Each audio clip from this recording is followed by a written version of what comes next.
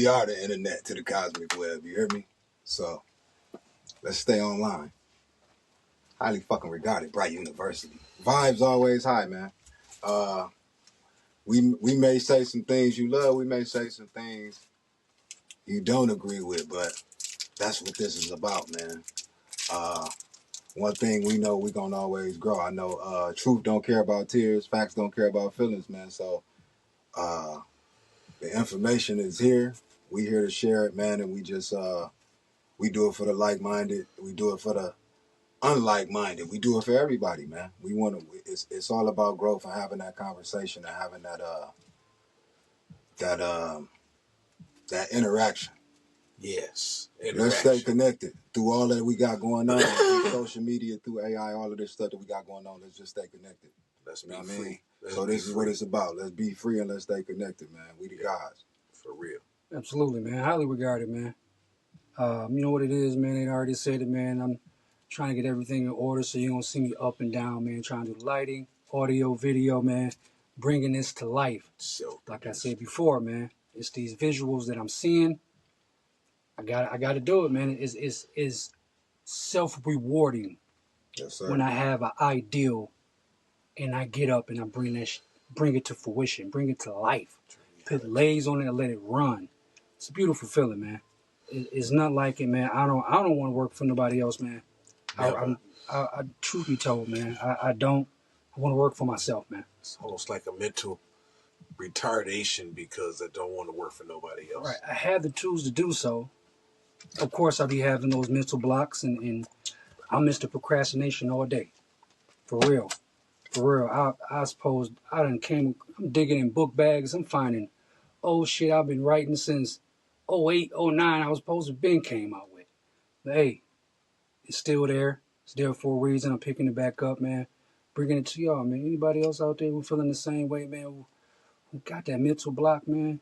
I'm telling you, man, just get out there and do that shit. And even for my niggas, like, you know, people talk down on niggas who ain't got a job and they don't see his, he lazy, he ain't trying to do nothing. And we got to understand, man, like, on a spiritual level, we was never supposed to be working. We not supposed to be working jobs and doing. That's why we all feel like. That's why it all feel different when we hitting the clock. We don't like that shit. Our spirits fight because it don't say it's not what we supposed to be doing, people. So when you see that man and you say, "Damn, he lazy. He sit on the couch," it's because his spirit don't sit right with this shit. He don't know how to deal in this system, and he just haven't figured it out yet. So don't talk down on him. Pray for that man that he can find clarity. He can find direction in his own cipher, in his own way. You know, it's so many different ways to run this race, but we all on the same track, man. We all connected. So run your race and figure it out. But we ain't talking down on nobody, man. This life is This life is tough, boy. It doesn't come at you, and as a man of color, an indigenous black man. And all the hurdles that we come against, and from the time you really start school from kindergarten until late adulthood, all of the things and challenges, and you have your ideas, you have what you expect out of life, and then life really shows you, no, this is not how it works. So you have to fight harder, and you have to push, and you have to grow, and you have to not stop. And we all fight with that. And so we're pushing and we're growing and we're not stopping. Yeah. Yes, sir. Yes, sir. We're staying ready. We're trying to stay ready so we don't have to get ready, because it ain't an easy thing to do nowadays. But on a positive note, we talk about other things other than woe is me. That's just, you know, it's not about woe is me. It's just about the reality of life that we live as men. Reality, yeah. You know. We all just trying to figure this shit out. Like I said, we all just every day is another post of the cosmic web, and we all just trying to figure this shit out, man. And then, you know, you figure out different things, you learn and live through life. Like, I want to ask y'all a question, just to get into it in this life. and everything we go through, and not knowing what's quite what, you just know what's going on, your intuition and what you feel. Being that, you know, you may hear a lot of people say that this world is a simulation. How does that affect your relationship with the creator, or, you know, how you approach life, and do you see it as maybe it's a simulation? Is it like, is it somebody putting us, is it us putting ourselves through something to learn more about us, or is it, or what is it? Shit, you want to start off there? Okay. Yeah, I want to go there. Alrighty. You know, that's interesting because I have wondered and thought and contemplated, and this is kind of what I come up with. I feel like the creator, the one, Mm-hmm. not the named ones, not the ones of this lore, that lore, but the creator, the one, the architect that designed it.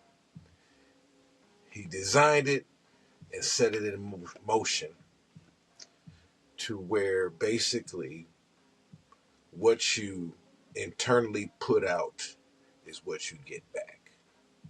And I say internally because you might have outward intentions, but your inward intentions send out what comes back.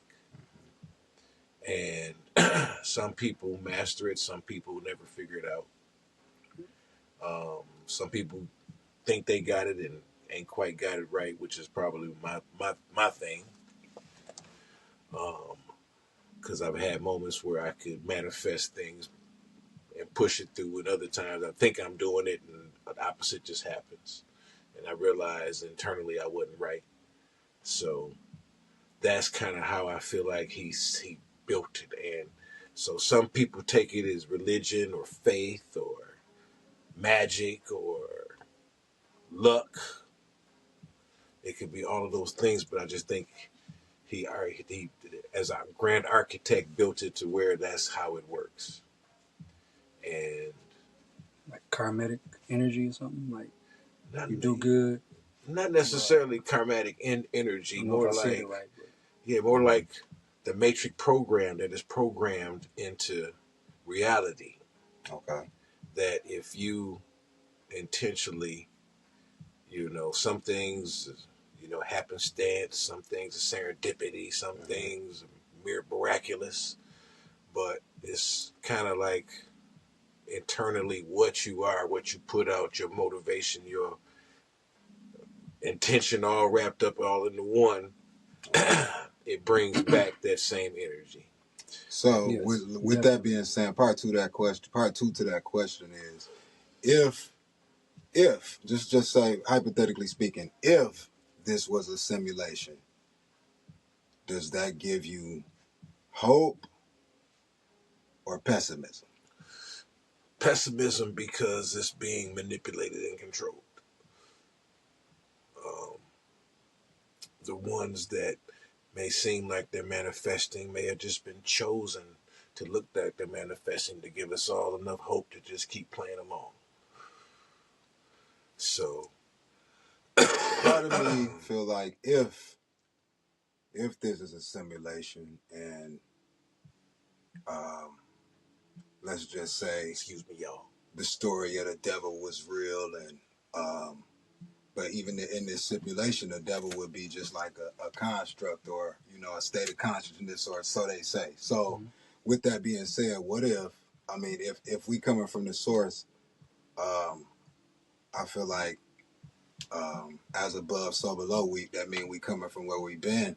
What if we were there, and maybe he did have, what if it was a devil and he broke out?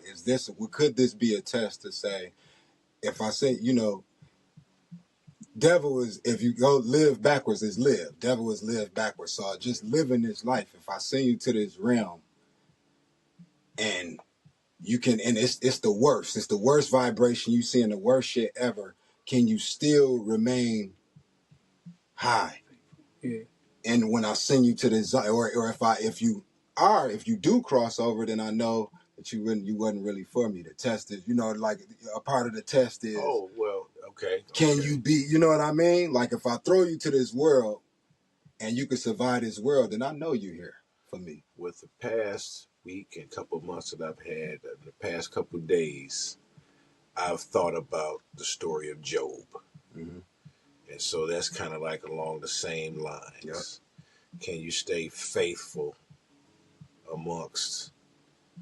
And so, yeah, so the story goes, of course, God and Job, what they make a dollar bet like on trading places. I bet you he'll turn on you. I bet you he won't. Fuck it, let's see. Let's see. Let's put him through it. Yeah, let's put him through it. And it's a way to, we agreed to come here to see who really could keep that. Right. We came here, we lost memory, we forgot who he was, but that's a part of it. Part of the learning process. Part of the learning process. You can forget everything you was before this, and go to that world and see if you can still stay who you're supposed to be. You know what I mean? Like, okay, that's definitely a good perspective on it. That's I always wasn't saying it from that angle, but from that angle, yeah, because it's definitely number one a learning experience for your soul and your spirit. Yes. Every experience you have, whether good or bad, whether you become the president or you become a crackhead, it's the experience, and what can you carry from it, and can you, like you say, stay who you are, and possibly stay faithful. Yeah. Because I believe that I've kind of come to understand, I should say, not believe, I've come to understand, because the word believe is, I've come to understand that it's kind of like the Creator is all knowing, because we are all the Creator. Yes. And we all come to have all these experiences and to have these learning experiences. And when we go back to that Creator, we take that and that becomes part of the all knowing. Yes.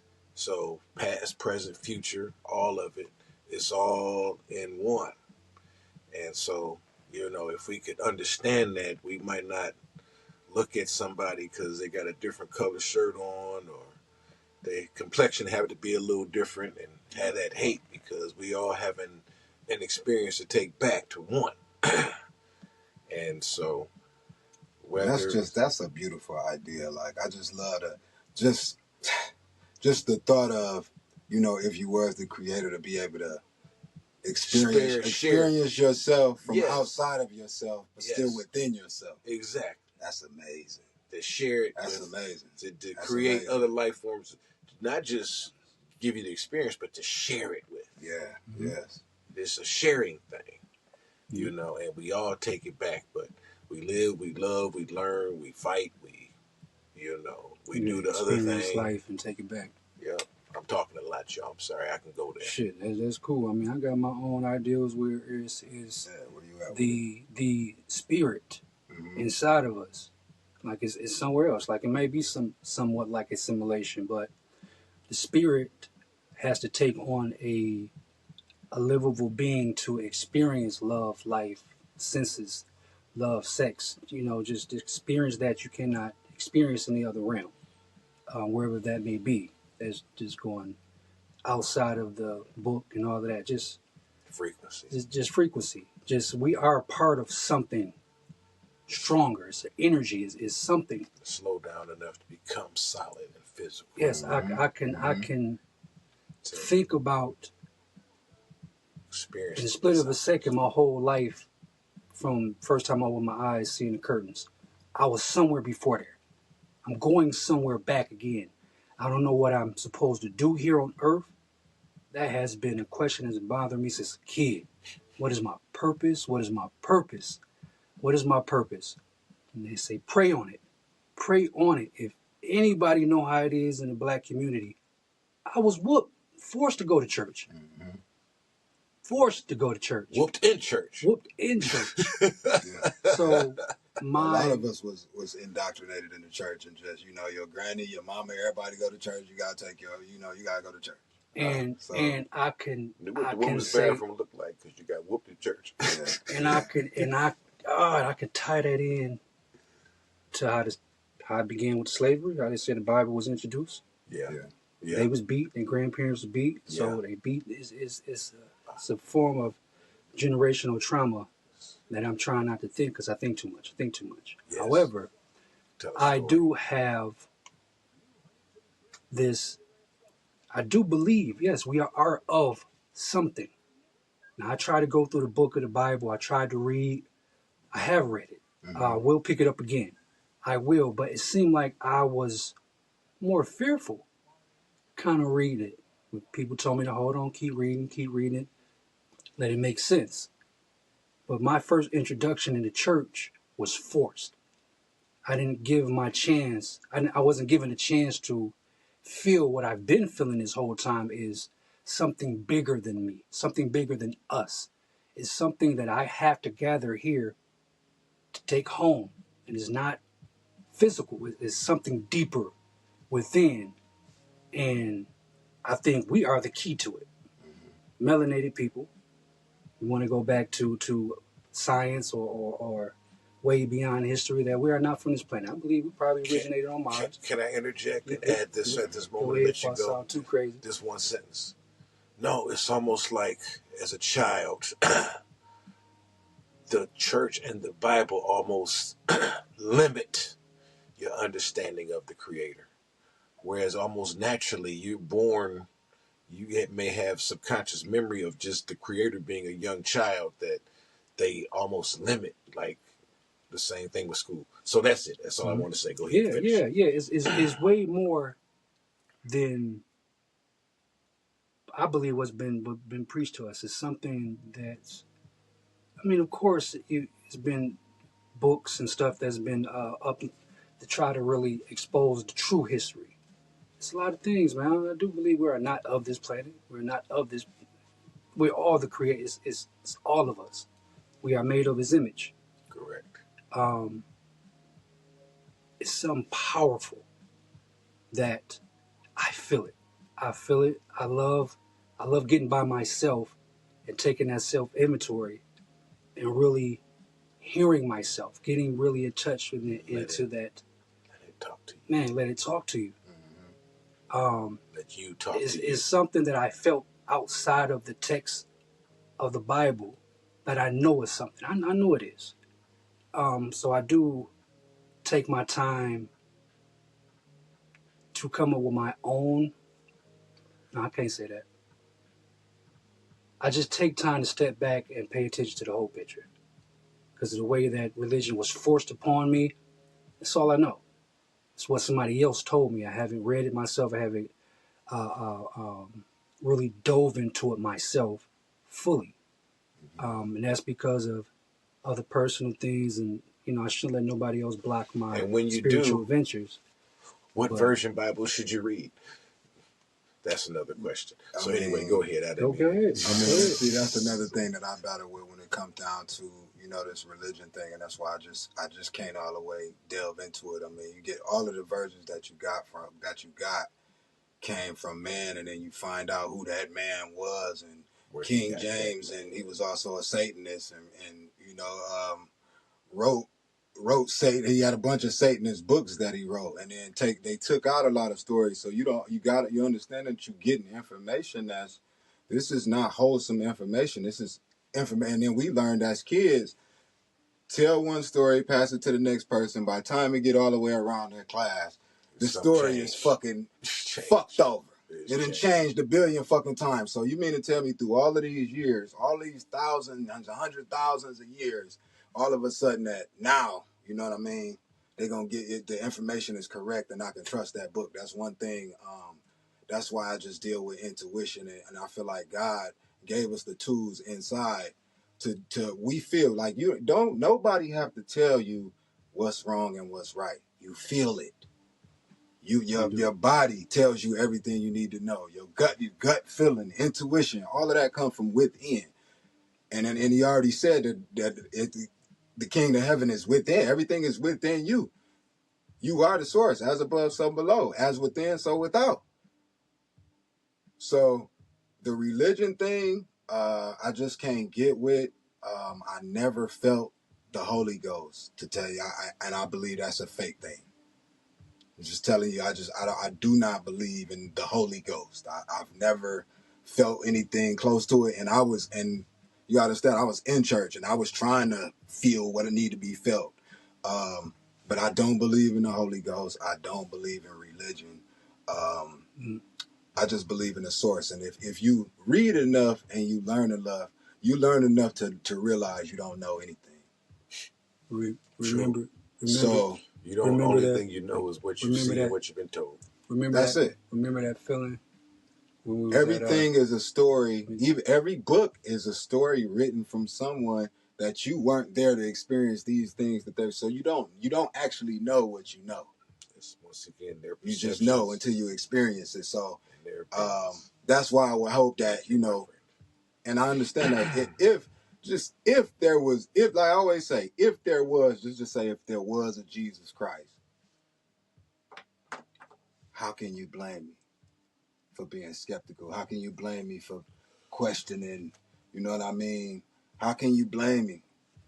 You can't blame someone if they're logically, you've been taught the doctrine, you've been taught the 4 books, and it's been drilled into you from television preachers to even when we were kids and we said Pledge Allegiance, we had to say God. 4 books, Matthew, Mark, and John.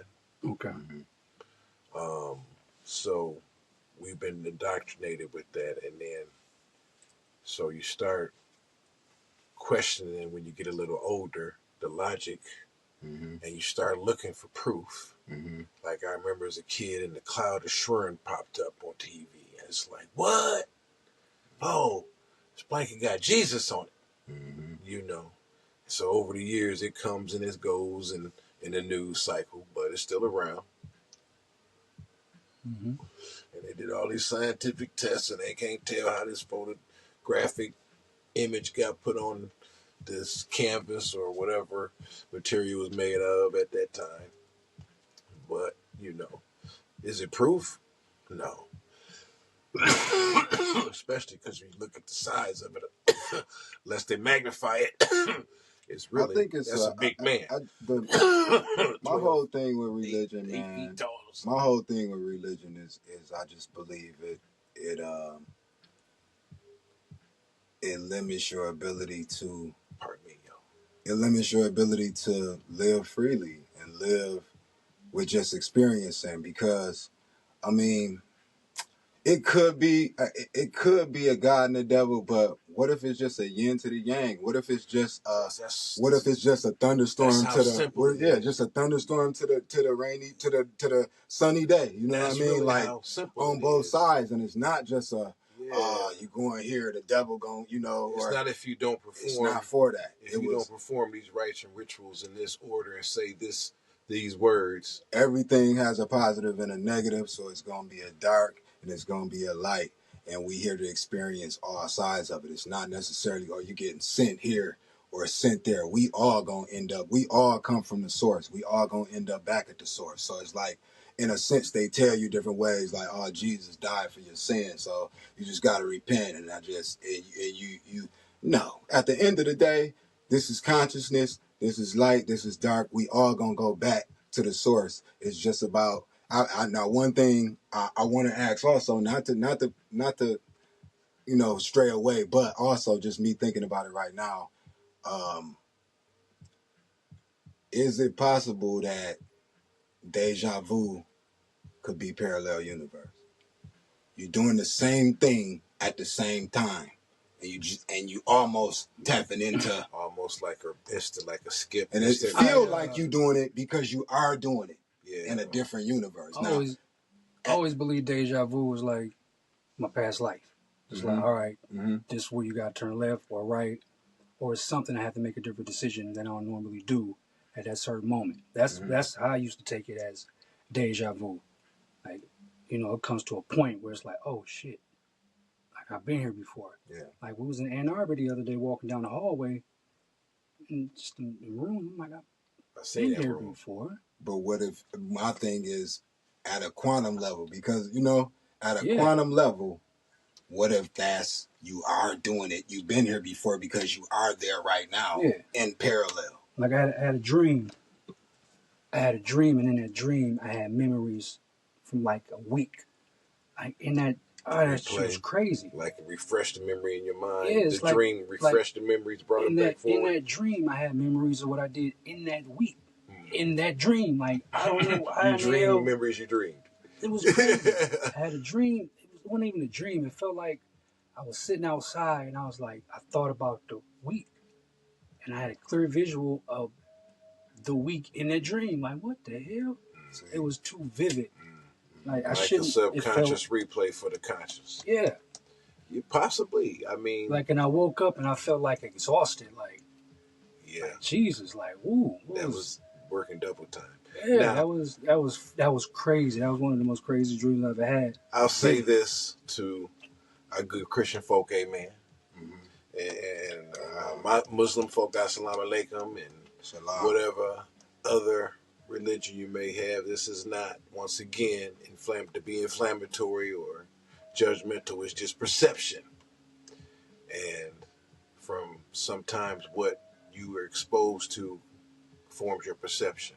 And sometimes you've got to step outside what you've been exposed to, and then it might change your perception. And so that's where some of our perceptions, we've stepped outside, and it's not about degrading. It's about trying to search for understanding, because at least for me, it was steps of trying to get to this point of thinking like this, from being a child and watching Moses and 10 Commandments on the TV show every Easter on TV, and going to church and they having everybody stand, kneel, sit, all in the same, and reciting things like robots. And it's like you're raising these questions, and it's like you're getting the same information repetitively. And this was in the Catholic Church, because my family had raised me Catholic, and that's what I came up as, and it would really raise a lot of questions. And then at about 12, 13, being raised by my grandparents, make a long story short, a lot of old books in the house from my father, uncle, aunt, them, and by autobiography, Malcolm X had been there. And I'd seen it as a kid and always saw it on the shelf in red letters. And so this one particular day, I picked it up, pulled it out the shelf just to see the pictures, and started reading the forward. And Lord had introduced me to the Nation of Islam, that ideology, and being proud of my blackness and my complexion, and understanding Malcolm X's point of view. And so I was 12, so this was before the Spike Lee era and the hats. And I was so glad that I just picked it up randomly and read it when I did, because when all that came out, I was well versed in it, as well as the Nation of Islam and what their pretty much their beliefs and teachings were, to a point, not very deep, but to a point.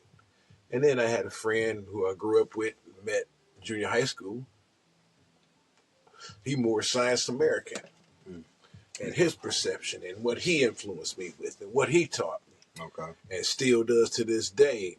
And me thinking, and he telling me, no, we're not Nation of Islam. Matter of fact, Nation of Islam come from us. So Elijah Muhammad used to be Elijah Poole Bey. He started with the noble Drew Ali. And so I learned all about that and that perception. And it was just an evolution. And, but then you realize each one has a flaw.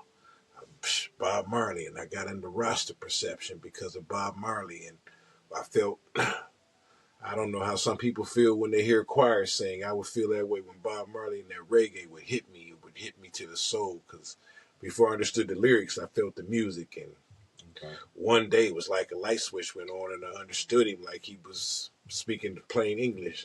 And then I really understood the full message and the relation, and getting into, basically they were Israelites with an African twist, with the Rasta religion. But once again, doctrine of Emperor Haile Selassie I being a god and man.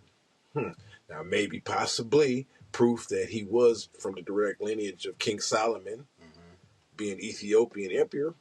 Yeah, that was believable.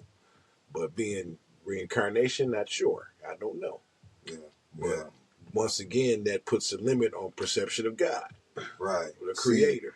And then like the way I try to, if I was, because I try to just think of every single angle. If I was the creator, and I was trying to experience myself outside of myself, um, then if everything is how the creator, if it's coming from like they said it came, then to me it take the devil out of it. Because if I'm the creator and I want to experience myself from outside of myself, the only way to do that, to feel every single emotion and everything I need to feel, is to create this other side of energy. So it's not necessarily a devil. I had to create this dark energy along with the light so I could feel everything from every perspective. I could learn everything from every perspective.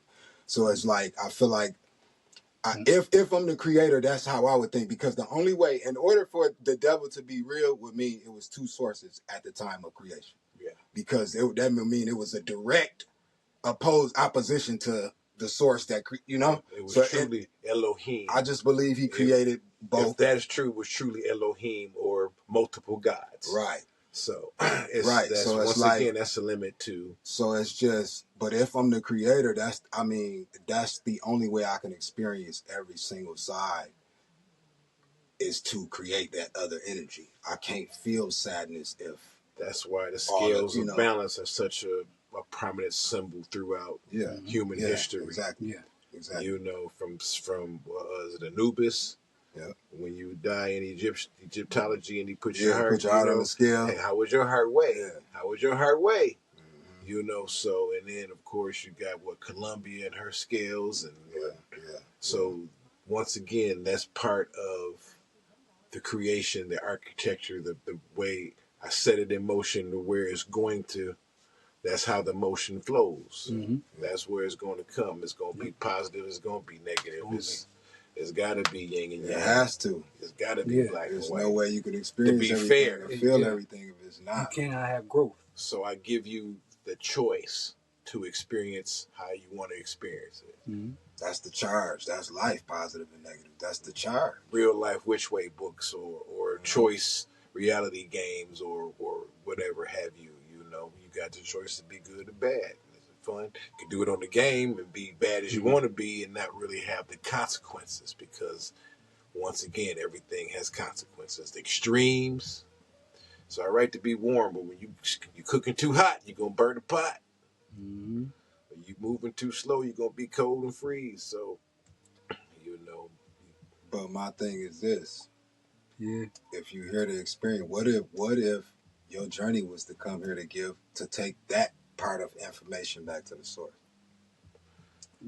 It's a possibility. You know what I mean? It's a possibility. The dark side. Yeah. Dark side? The dark experience, the being on that side. What if it's not?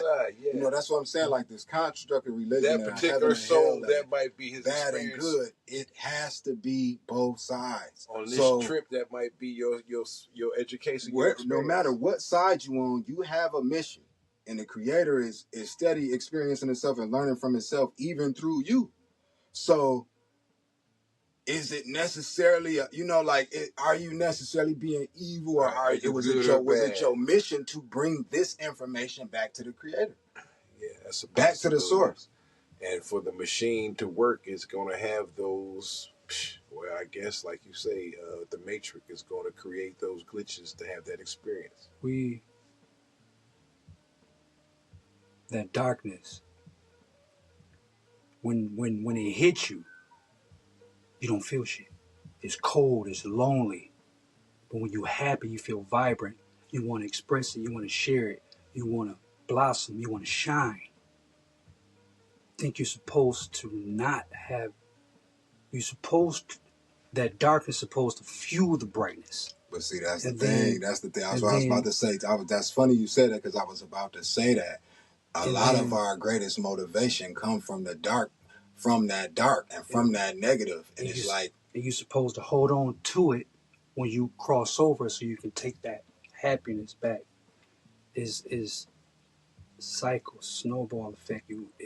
But we do get caught up in that darkness, but it's fuse the light. Fuse the light. I done fed that wolf so many motherfucking nights in the darkness. But once I converted into talent and put it somewhere else, is few that. Well, that's That was the whole premise of Star Wars.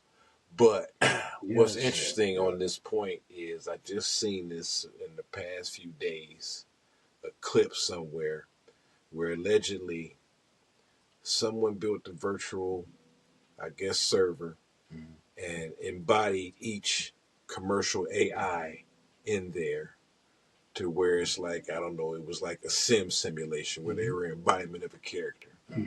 And some organized and some fought and warred and some created alliances, almost romantic, like, and it was almost like once again the psychological development of man in the controlled environment with these AI. And some killed each other or something like that. I don't know. You can find it somewhere. It's a clip. I just saw it the other day, and I don't know what the source is or where it was. They have to be fed data from somewhere. Of course, and of course, it's the collection controlled by man. Well, probably. Well, I ain't no. I believe that you know with these data farms, they're collecting things and the AI smarter. Of course, you know that's the ultimate goal. If damn, that shit's so hard to answer because you cannot. I guess you can just let it go free, but there's no control. You can't do that. So it has to be fed something to manipulate it. It's going to be fed like you said, negative, positive. It's going to be fed those concepts of sociality exactly. today. From all the input of questions from this person, that person, and it's going to do that. From the person that want to know how try to make it justifiable. I mean, but I believe wars can be avoidable, definitely. War, yeah. I mean, it's a rich people game. It's just war is about it's the rich getting rich. It's the game the banks play. That's what I'm saying. They play these games. It's an easy way to squeeze the public and get money out of us. We always gonna pay for war. Sides. We always pay for war. You know what I'm saying? So it's coming from all sides. That's what I'm saying. You seen in the Epstein files, he said that the investors already put the money down, so we knew this was coming. You know what I mean? Yeah.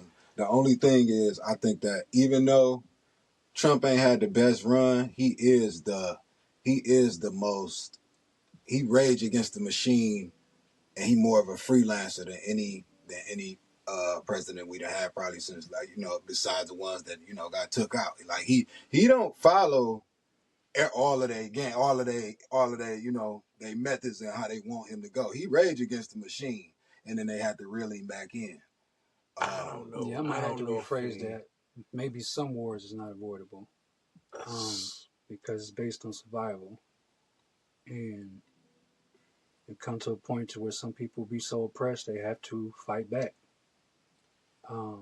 That's true, but my thing is, I mean, they are like all of the people that's warring is sitting at the same table. Now, as far as these world wars and all of this for resources, like for we know that profit, we know that they meet at the Bilderberg. We know that they plan this shit out. We know resources. That they know what pandemics is coming. They know what the economic climate gonna look like for the next couple of years. They literally plan this shit out. Well, yeah. Well, Iran has been on the list for 30 years. That's been dictated that every country we've been in conflict with has been on this list that was dictated 30 plus years ago, because number one, they don't belong to the banking system. Two, they have independent currency. They have land and resources that are wanted to be controlled by the people that have controlled everything else. So systematically, we got to come in. We got to play this game. Oh, there's a boogeyman. Oh, he's stumping on people's freedom. He's not playing the game right. You know, meanwhile, their country got free education. Everybody got a place to live. They living better than we are. Yeah. But he doing everybody wrong because he ain't playing y'all game. He playing his game. Yeah. You know, but then they come in, they fuck up their country, fuck up their economy, take over, start taking their land, taking their resources. And so really what this war is about is consolidating the one resource that we know everybody needs that we can consolidate because we can't do nothing else, and that's try to fucking consolidate the control of oil. Yeah. And that's from the U.S. government's point of view.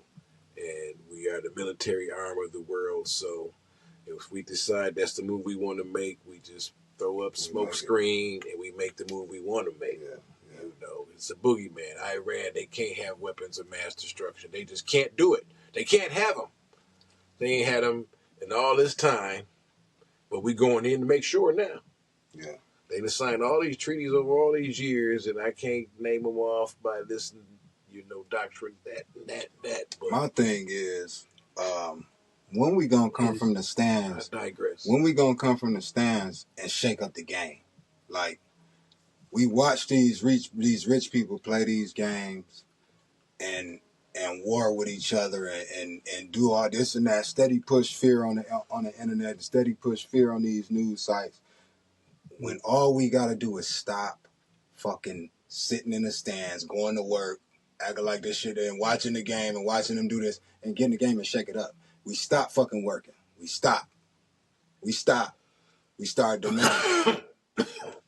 You know what? We hit their pockets that way. They can't play these rich ass games. Like, they so invested into these companies that once we stop, we come from the stands, we start fucking up the game. We go in the game and fuck it up. It's a worldwide boycott. Stop watching the game. Stop watching these niggas play these rich ass games and let's get in the fucking game. Let's come out of the stands and get in the game.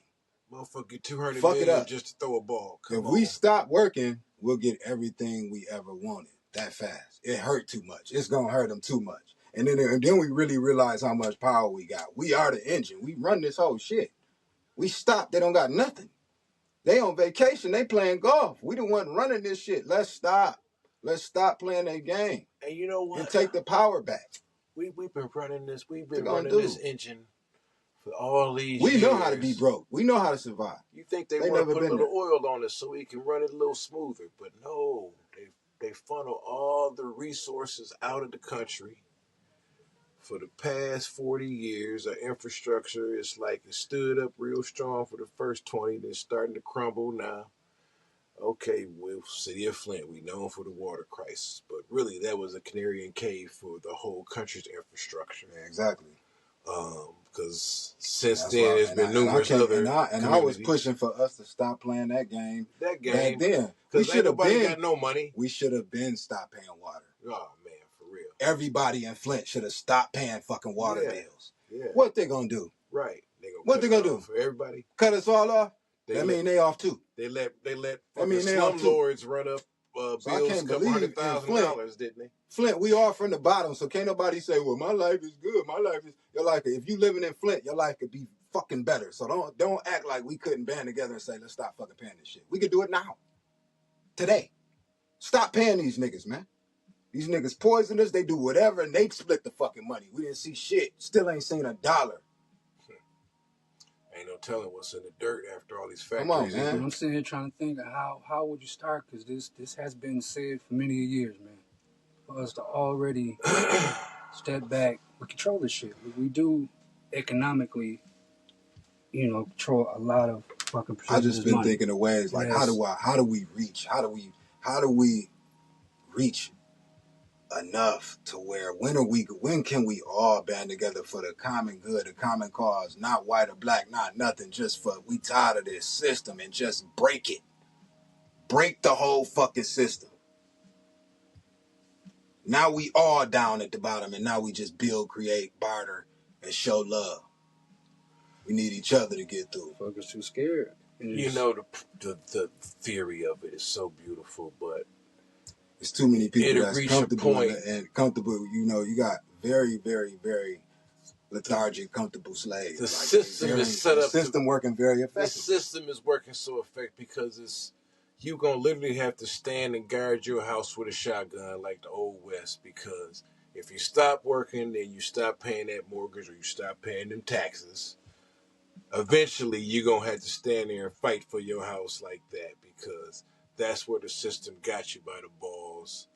To just because even if you don't own your property, if you're renting, it's gonna be to the point where you're gonna have to stand there with the rent man and the police, because they're gonna bring them. My thing is this: we have to be able to fight fire with fire. So you come for me, I come for you. You come to my house, I come to Home Depot. I come to the bank. I come anywhere. I come get the shit I need. We're not asking no more. We're just taking everything. Since we on that level, since y'all want to come take mine, come and take yours too. Yes, I would love to be there. So it's got to be. I can't afford ammunition though. We got to realize, listen, we all on one side and we outnumber these motherfuckers by the billions. We got them. It's a very, very small percentage of people who run the world. It is. The problem is they got a whole bunch of underlings. They got a lot of technology and a lot of help. Yeah. They do have a lot of technology and a lot of help, but a lot of underlings, a lot of middlemen that fuck with us for their benefit. I'm willing to go to grow though. Like if it's for the, I don't have no problem dying for a cause if I know for sure we good after this. Yeah. You know, like as long as the system is broken, it's never the same after this. That means you had to take out. If you didn't take out billions, you took out hundreds and hundreds of millions of people. But I guarantee you, it's changed after that. Guaranteed, because we taking y'all with us. A lot of y'all. The one thing about America is it's a lot of guns inside these neighborhoods. It is a lot of guns inside these neighborhoods. A lot of shit. It's a lot of black market. It's a lot of ways to get things that they may have. Oh, so it's whole economies inside the hood, white man. It's a lot of great-hearted, great-spirited scientists that been inside them rooms and know how to create opposing things to things that they may have. Like, you know what I'm saying? Like, they call it a white coat government of people that's actually good and fighting on that side. Because, of course, if it's one side, it's the other. So it's a lot of dark energy in the government, but it's a lot of light, too. Yeah, it is. Yeah, it is. Because you do, once again, you got the yin and the yang. Yep. But once again, the scales are balanced by, what'd you say, payola. Yeah. But there's so many different perspectives and point of views. I do like the power of thought, though, man. If we all got on the same page, just imagine if 500 million people thought exactly the same. Oh yeah, I remember thinking that I wanted exactly the same. That man. If Indians couldn't get together and make it rain dance and make it rain from doing like. Ooh, there you go. Once again, attention. Imagine 500 people thinking the same thing at one time. 500 million people thinking the same thing at one time. It's over with. That's the exodus. You got to have an exodus. You can forget it. How would that start? What would the program? What would the process be to start? You know, it's so many different blueprints going back from Marcus Garvey to, the Nation of Islam and Louis Farrakhan to different blueprints. I think it's beyond any of the religions. It's yeah, for sure. Until we can, monopolize a social media like atmosphere with our people to where we can get that thinking pattern, because there's too many distractions with the technology we have today. Too many. It would have to 8 seconds to 2-minute clips to keep your mind jumping from this to that, to where it's really difficult to get that oneness thinking in a community like we used to be able to do from probably the early 90s, even the gang culture, because that's the oneness. Unfortunately, it was tribalized, but it's even difficult now because there's too many distractions from my perspective, I think. That's all I'll say on that part. Yeah, the system working effectively, man. Like it's the information thing make it hard for us. For if you wanted to start that revolution and start reaching the people, first of all, you're gonna have to move covertly, and then you're gonna have to. It's tough. You have to bring people in slowly but surely, very slowly, The very foundation meticulous. of all of our problems is going back to the game that they set up. Yeah. And really, it hits me right now. It is the illusion of choice that makes you think you have freedom. Yeah. We give you all these choices and bullshit. Yeah. But in the real shit, you ain't got that many choices. Yeah. Rent or buy, guess what? You still don't own it. Rent, you ain't paying the taxes, but you never own it. You never own it, you paying taxes. That's the thing that kill me about people that always, you don't own nothing, you ain't got, you don't own shit either. You're just borrowing it for a little while. Shit. For a little while, you just borrowing it. Don't none of us own none of this shit. That's it's what that I'm saying. 1/10 of possession that they still always got, motherfucker. That 1/10. Yeah, you say, 9/10. Yeah, okay. They still that 1/10. They get you on your ass with that. That's why we need to come about this shit, man. And it shouldn't be that as a man born here on this planet. Yeah. You shouldn't have to pay to live where you were born. Yeah, that shit get frustrating, man, to where you think of solution, and it's hate to be a negative approach, but you want that positive outcome, but that should just be, man. It has to be, like you said, everybody got to think the same way, man. That frequency, man, is we all do have that thought. It's like, man, this shit could be better. You know, and that should be difficult sometimes, man. Every day waking up, man, the fucking robot, man. We all like you literally said, just band together, following the same shit. Go to a building, program, work, build, construct, create, do all this shit for a motherfucker at the top who's not doing a goddamn thing, man. Sniffing blow at a desk, making calls, feeling better like. Nowhere else you got in a life, desk man. And somebody out nowhere else in our lives, like nowhere else in life will we allow this shit to happen. You would allow nobody to be around you and not do a motherfucking thing. You study work and no reciprocation. You just doing everything for them, and you just allow them to live life and get. Well, I don't know what this is. Why I just feel like eventually it's gonna happen, man. I just feel like eventually that consciousness, nothing you can do, which is why I feel like they know it's inevitable that. The consciousness is growing, and the consciousness is going. It's going to reach a level whether you want it to or not. This is the evolution. Well, I think they know certain energies know they on borrowed time.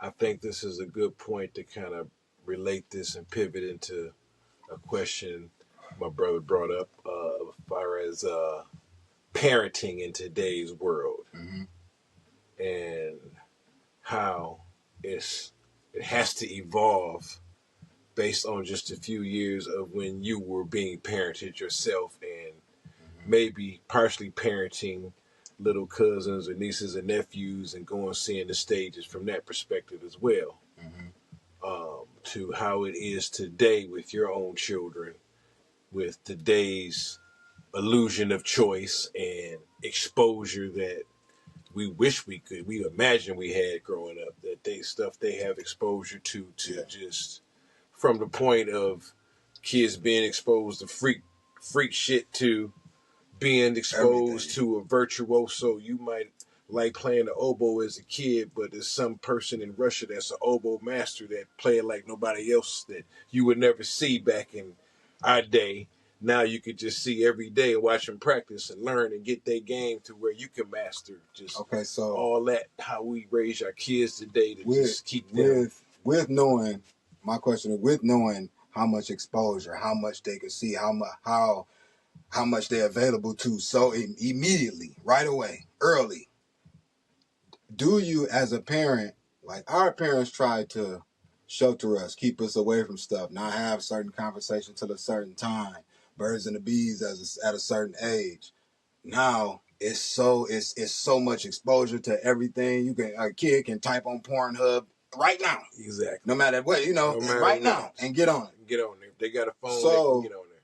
Do we as parents now, do you do you start? Do you you know accelerate the process? Do we talk to them about these things early because it's there anyway, or do you still try your best to shield? I can't. I would have to say because now I'm not. Yeah, I know. I'm just saying from your perspective, as in coming from the generation, as a grandfather before at this point, I think you have to because my first observation with my son was certain aspects. I remember me in certain points of thinking. He came at me at an earlier age than I was thinking at. Say, for instance, certain things I was thinking in sixth grade, he came at me in second grade talking about. Yeah. So today's child is coming at you at the same rate and in preschool with the same intellect and questions and observations because of what's been exposed or they've been exposed to. So now, at least that's a natural yes. Would you say sheltering them would be a hindrance at this point? To a degree. Now, don't overexpose them and don't allow them to be overexposed, which is difficult to do. But in this day and age, what I'm saying is like because it's like if you don't show them, are they might get exposed from somebody else, somebody at school. The fact that you make the effort to, if nothing else, yes, for sure, gives them a moral compass to know that hey, that ain't necessarily okay. Mm-hmm. I might be seeing it, but that ain't necessarily okay. So do I jump the gun as a parent and say, hey, this is what's out here. This is what you could be exposed to and what I want you to stay away from. But this is what it is. Well, or do you wait until it hit and then you deal with it from there? It depends on the child. Should you be pro? Okay. Yeah, it depends on the kid. I would say if you have your first child that's the oldest child or the only child, you kind of have to be a little more proactive. Mm-hmm. But if you have multiple children, that's the second or third, they're going to be exposed a little bit more because you ain't always going to be around when Big Brother is talking to his friends like he grown. Yeah. So, it kind of, each child is different. Each perception and reception is different. So it kind of depends. Yeah. But you have to be conscious of their observation. Yep. Because little rabbits got big ears. They see and hear everything. Yeah. I tell you young parents out there, your child knows you better than anybody on the planet. For sure. For sure. Because they see and hear everything. Which you don't think they see and hear. And they comprehend a little bit better than you expect. Yeah. Or what you think. So very don't underestimate your children. Don't, because they see and understand and impress you more because, oh, well, damn, I seen you do that twice. It must be all right. I can do that when I grow up. Matter of fact, I want to do that when I grow up. Yeah. So it's, but to answer your question, it's, but it depends on the child and how mature that child is. Because some kids, you can have some kids just locked in the room, but they just slick with it because they in their head and it's just natural. Yeah. And you can have some kids in the world and they just, hi, naive. Yeah. Hey, you want to record it? Yeah, come here. And they're gone. Yeah. So you got, everybody's different. Everybody's at a different level of development and understanding as children and adults and elderly even. Yeah, I say that because a lot of the younger parents get a rap for not being able to, just being friends with their kids and not being able to control their kids. And I wonder, should they approach it different with the way with everything, the way things is going now. I feel like they try to. I feel like kids growing up faster now because they're exposed to so much, but they're not really grown. So I just the foundation of that is when you are that authority figure. Do you display consistency in what you walk and you talk? Which brings back into question certain things about religion, particularly like I guess a lot of conservative church religions and, for instance, even the Nation of Islam, how they present themselves and what they're taught. So you have to, bring that into question because that order and that consistency, I think, makes a bigger impression than versus Don't do as I do, do as I say.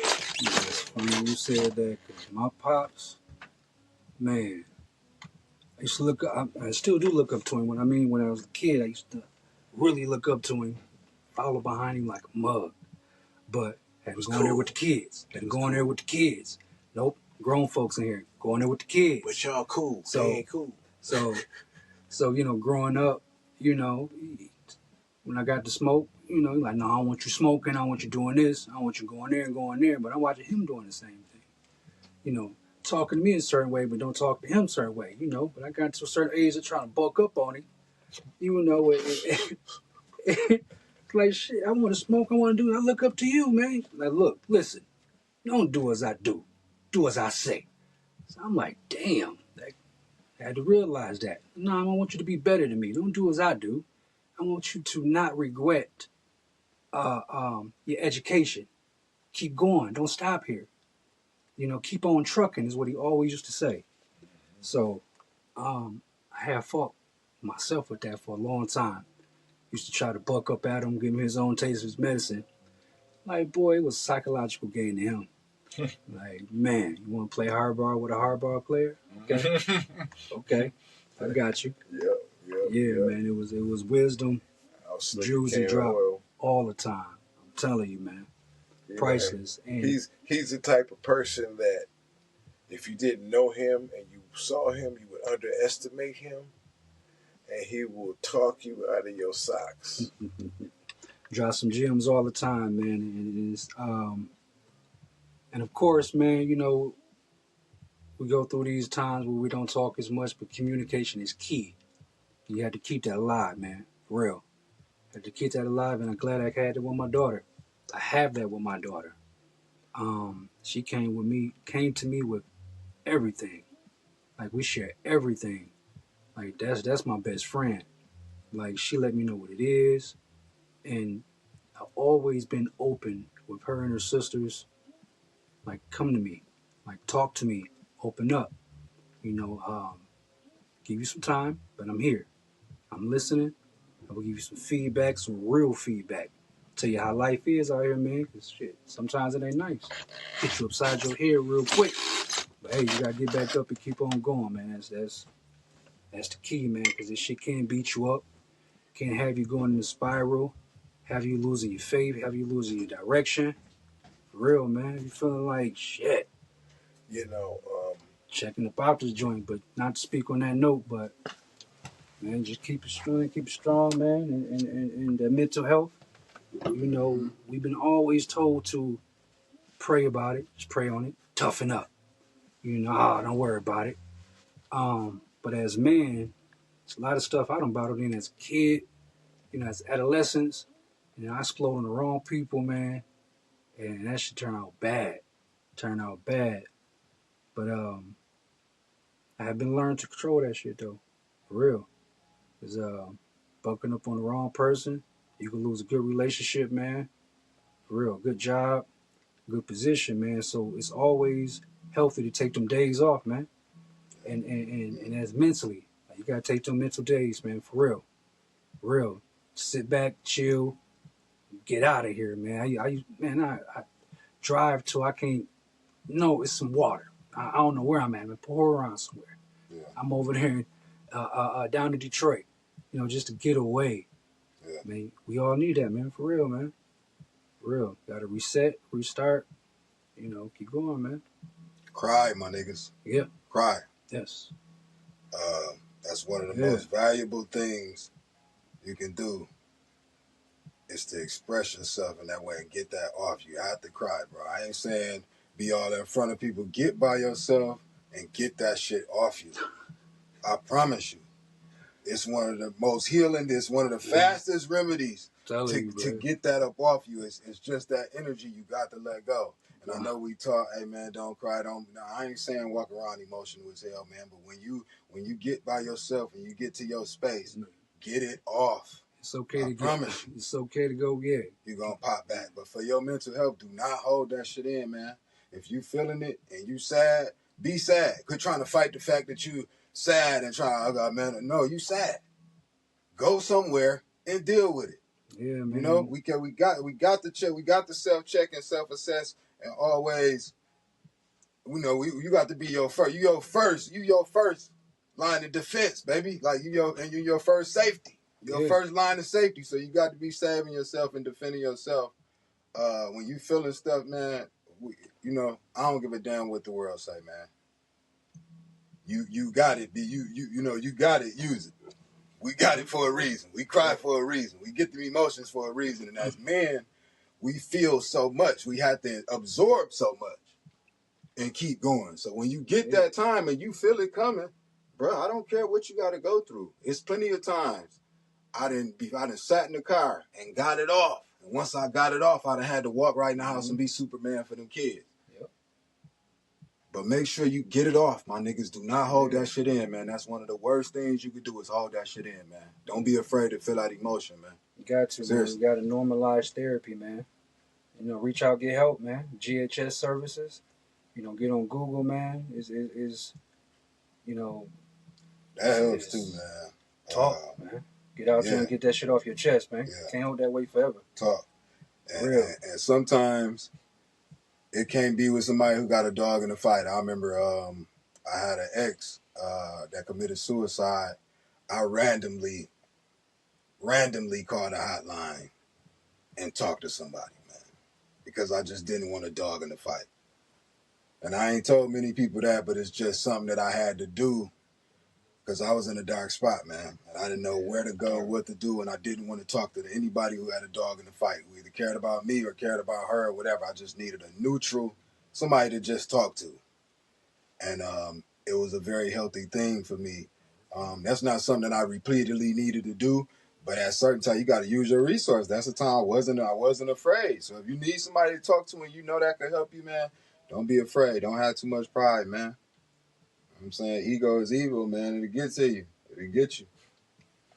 Ego. Part of the human experience, baby. Pride. Yeah. Part of this physical makeup of this body that we got. Now to go everything got good and bad, so you just got to channel it. As long as you channel that antenna the right way, ego can be a good thing for you. You just got to have it channeled in. I like to offer, going back to just parenthood, my perspective at this point of parenthood. One, we got to understand that we don't is all we give that child is a body and a name. Mm-hmm. Everything else we didn't create. So we are just a conduit for that soul to be here. So they're an independent soul. Yeah. That soul got an independent script. But we love it, we nurture it, we try to teach it, and we want to direct it to the right way. But I think going back to the point, you got to just show consistency to have the authority to have that influence. Yeah. And whether it's good or bad, that consistency is what sets the influence. Yeah. You know, so, you know, whether your father was a military man and him and his wife stayed married, well, so my grandparents raised me, they were married for almost 70 years before he went home.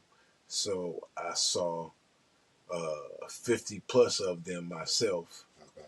And so I saw a good role model as far as that consistency. But then I got a little older in life and realized they saved me really from a life of a lot of inconsistency in other aspects. And so I still got to see that, but I didn't get to have the consequences of seeing those inconsistencies in others' lives. So I'm glad I got both sides of the fence on that.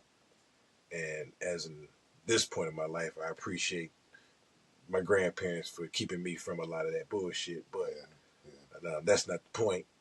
But I think you have to have shown that for that influence, because they got so many other influences back in the day. Okay, you know, shoot, if I could go get a Richard Pryor record and sit with the headphones on and nobody know, you know, that was like pushing the limits back in the day. You know, if we can sneak and watch Channel 100, you know, after 10 o'clock to midnight or something like that back in the day, that was the extent of the exposure. and it wasn't, you know, triple X hardcore. Yeah, You know, you yeah. was happy to see some pubic hair back then. You know, so yeah. I remember the old Yeah. HBO channels after Yeah. that night. They just so you you had say you show humping and some kissing. Just scramble it through. You can see a little bit. exactly. Mhm. You know the old trick: stick the matchbook behind the channel to get it halfway and get the screen to kind of mix in. Use like a turntable with that motherfucker to get it right, to get it just to squiggle just enough. I got 3/4 enough screen. That's enough where I can see a boob. You know, And so just as this day and age and just what we dealing with, exposure. man. What we dealing with as parents, I just believe Yeah, we got to keep our kids of as busy as exposure. possible. We got to keep them as we got to keep them expose them to as much as as much as we can. Yeah. As much as we can. That's where they find they love. Piano lessons, sports, whatever they can get into to keep them busy and keep them, that social media is so strong. It's such a powerful tool. Got to keep them going. We going. keep them creative, keep them busy, keep them learning teamwork and showing up, being responsible, and people counting on you and things like that. Yeah. I think that serves them the best. Because that internet, active. We had to keep them engaged and off that internet as much as possible because it's just that tool to constantly keep comparing yourself and feeling like you're not there yet. Exactly. Constantly watching somebody else race and not focusing on your own. And so kids got to be more social. Yeah, exactly. Yeah, and I think that helps them too because social media definitely took away. Social as. They used to be. They, they have a hard time having conversations. They have a hard time expressing themselves. And it's a lot. Social media got to do with a lot of that. You know what I mean?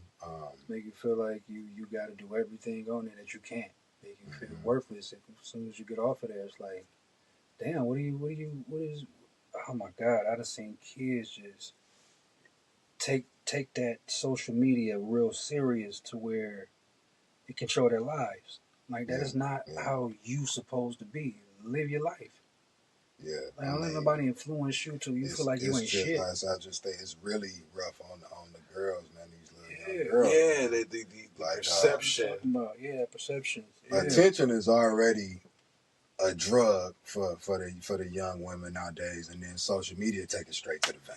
And internet promotes take it straight to the vein through social media, taking attention straight to the vein. And so that dopamine hit that they get from getting all of them DMs and getting all of that, it's hard to combat that, man. So we got to be on our daughters, our sons too. But we see what's going on with the women in this culture, and I think it's top down. Like you older, younger. I done seen the same mindset in both of them. It's like this thing that took over and it's strong, man. Well, that brings me to the next point with parenthood. Just didn't want exposure. Understanding where children are psychologically, what step they're on at a certain age. Mm-hmm. Each age they got a certain point of development, certain step, and they understand when they get to that step of wanting to explore their freedom, being rebellious, wanting to be accepted. Yes. That right, that sheep herd mentality is first, and they cry, "I'm me, I'm different, I'm just me." But when they walk out and go to school, it's like they're in a uniform. Everybody look the same. Everybody dressed the same. Everybody talk the same. Everybody trying to act the same and fit in. Wear the same clothes, different colors, but it's the same cut, same fit, same designer. And if it ain't down to the tool that you use, which you pull out this tool that's supposed to be for communication. No, it's like a BMW versus a Volkswagen now. Oh, you ain't got no iPhone. Now, I'm late on that. I'm OG. I'm new millennium, but I'm late on some of that millennium stuff because I'm new with it. But, when I found that out, he was telling me about his daughter and how they are about the phones, and I'm like, it's just a phone, but for them girls, that's what I'm saying. They already love attention. It's straight to the vein. It's hard for them to shake that shit. Back in the day, we just had you got some Adidas versus some ponies. It was a step up. Now it's got to be Mom and daddy got to pay all the bills, but they got to get you a phone that costs 4 figures just so you can shine in the hallway at school. Yeah, Man. see, and then for the young niggas, $600. they don't really know how to interact and talk to the females. They just know. Oh, as far as that goes, yeah. I post a money sleeve and some Amiri jeans on my story. Yeah, they gonna DM. I don't Right. really even gotta interact. See, we Turn my we eyes had up to at the ask for the camera. number. We had to walk up, ask for the number to a house phone. We actually was talking all night, and falling asked asleep to on the speak. phone. We actually May I had to speak interact. to such and You know such, what I mean? please. Yeah. So, hey, you need to get off the phone. I need to use it. Yeah, Quick, you know fast, what I in a mean? hurry. Yeah. Mom's pick up the Quick, phone fast, in a hurry. Get up while off you my trying phone. to talk sexy in your little voice under the cover, trying to talk to her. Mom, do pick up the Yeah. phone. Boy, I need to get on the phone. Tying up my line. You know what I mean? Yeah. It's that. So it's like Yeah. man, they missing out on I know some about good all times, that, man. boy. Yeah. Them was the times, man, and that's what. But it's changed social development. All of this, Yes. it really changed social. Yes. They're behind in certain things. And They're advanced in technology, maybe some motor skills with the video game era, but certain other ways they are disadvantaged. I see it bad. And it's different steps of development and different generations from how, being the OG that I am, I can see how it's devolved instead of evolved. From, even different generations now. The old folks, very seldom, all they do is line dance now. They hustle. Very seldom do they. Every now and then you get them to slow dance, but very seldom it's just a fast song, everybody just grooving, feeling they groove, versus now I got to be like everybody, and if I don't know this, I ain't cool. Yeah. Okay, that's y'all thing. Cool. I go over here and bob my head and have a drink and dance how I want to. But it's the young niggas y'all niggas are never experienced slow dancing with a woman. Oh man, like, having y'all to missed step out. up, having to step Y'all up. missed out on slow dancing, young niggas. I'm trying to tell you, it was a time to be alive. I know y'all don't know. It's about 6 of them standing there. You done pick the one out, you go and ask, but they don't know. So all 6 of them standing there like kittens looking at you, eyes looking at you. Who you coming up to? And then you step up and you got to say, hey, how you doing? You want to dance? It's, shit, this is the jam. And now you got to wait for either, okay, or, boy, get out my face. And then now all of them cackling and laughing at you. Then you got to, you know what? You got to stand tall, take that laughing, and move on to the next one eventually. So you got to learn no, and they don't want to learn no. Because you got to learn, okay, no, guess what? It's too high, you can't get around it. So low, can't get under it. Guess what? You figure it out. And they don't figure it out no more. It's true, man. You don't learn the game. And the game ain't nothing but the truth of who you are and how you interact. So that's it. That's all the game is. And some people interact so good that it look like it's game. That's just they move. That's how they've learned to move through this universe. They play with the energy. This is what I do. This is what do me. That's it. People ask me, "Oh, you so cool. Why you so cool? You just so cool." I ain't trying to be cool. Right. Yeah.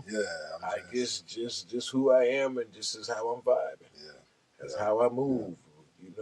When I grew up, everybody was cool. So that was what I was exposed to. Everybody was cool. I was born right when the American Superfly was really taking over. So everybody I saw as a small child wanted to be that vibe. So that's what I grew up watching. I watch the movies now. I feel like my daddy's spots he would hang out in, gambling spots, and I'm in the corner of the chair watching. In the car waiting, and they coming out the door with them cigarettes constantly out their head. That's why I laugh at 11:45,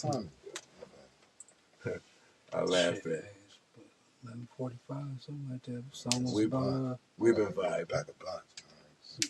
Almost 2 hours. I think we've been almost recording. Yeah, we've been We're vibing gonna about pack 2 a hours. lunch. It's been actually a good vibe because Yeah. it's some points and some Yeah, we got some perspectives. shit up in there. You know, we There'll be some definitely gotta controversial shit. Yeah. I guess bring some stuff to a circle because we can definitely vibe and freestyle. That's what we doing. That's it. That's freestyle. That's what mental Right. freestyle. That's what it is. Like I said, I probably won't go have too much of a script.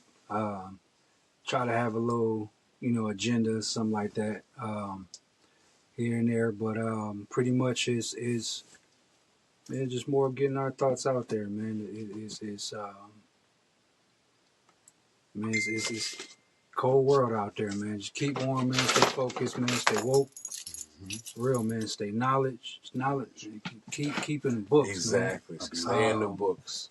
Like Keeping the books. And not just the keep books busy. that tell you to read, neither. Find some books that you have a question about that they ain't talking about. Get them books too. That's really all of what we're about. Get all of it, not just what they tell you to learn. Learn what they tell you because they'll give you that work pass to call a diploma that allow you to make that real money. That's really had the first step in the chess to get up off the front line as a pawn. You gotta pay to get that work certificate, but that's another story. Yep. Oh. But Yes, enjoy, live life, it is, prosper, yeah. vibe out, spread love, be love. Vibe out, man. Take a breather. Yep. Chill out. Roll up one. Smoke up one. Pull up something. Open the book. And watch a movie, man. Chill. Man, get out of town. Man, chill with the kids. Man, chill with your homies. Go out listen to live music, man. Where's live music at, man? Yeah, man. I want music, man. That's probably part of my demotivation with some Live things in music. life right now is I need that positive energy in my life. But my boys, I think they doing something in the park here the next couple of days down at U of M Park. All right. Eclipse Band, the baddest band in Flintland for real. Shout out to them boys, Bill and Farmer Dew, and all the nicest fella in the world, baddest man, most talented man in the world. He's so cool. Yes, sir. Yeah, man. A lot of talented people, man. Definitely. Hey, oh my God, I can't think of his name offhand. Is it Quan? Antonio? No, that's not his name. Dang it, I'm embarrassed to think of it. But anyway, shout to him. We'll come back to it and correct that mistake later. No, I think I probably know who you're talking The about. keyboard I'm player, saxophone. Yeah, he bad. He just quiet. I love him because he ain't about that ego. He got enough talent to be egomaniac, but he's a humble spirit and a talented person. Yeah. I like that brother a lot. So, When I see him out, if I can help, I'll be a free roadie for him. I try to help him because I try to help them all because they just great musicians and good people and give you world class entertainment in the city of Flint that you don't get, that they could play anywhere on the planet and outplay a good portion of the other people on this planet that got bigger names because they some bad musicians. Shout to them. absolutely, man. Love to hear them. Make me want to practice when I hear them play. What is my ganja? Antoine. That's my brother's name, Antoine. Okay. Shout out to him and his family, a beautiful brother. I love the Eclipse Band. They're some good brothers.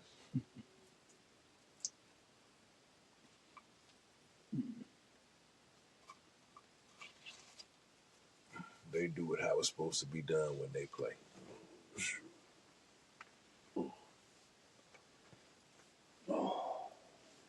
Yeah, boy. If one of them was a fifth type things, boy, I'd take them around the world because all people got to do is hear them and they get a following anywhere. They world class musicians like that.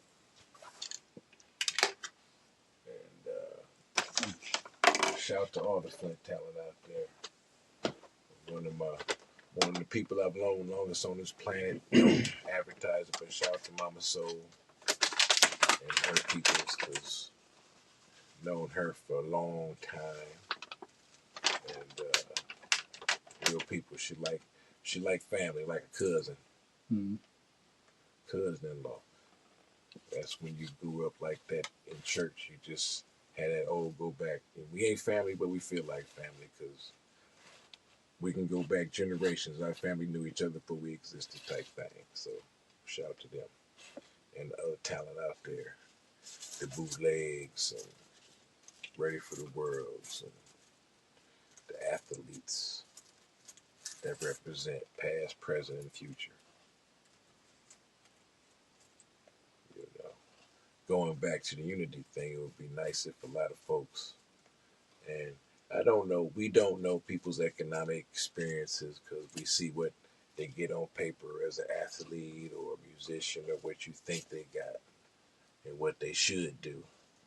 But it would be nice in theory if all of those people over the years could have donated. But once again, the reality of it is the tax bases have been taken away from our cities, and it makes it hard to just basically run the infrastructure, let alone have surplus to do programs for kids like they did back in the day.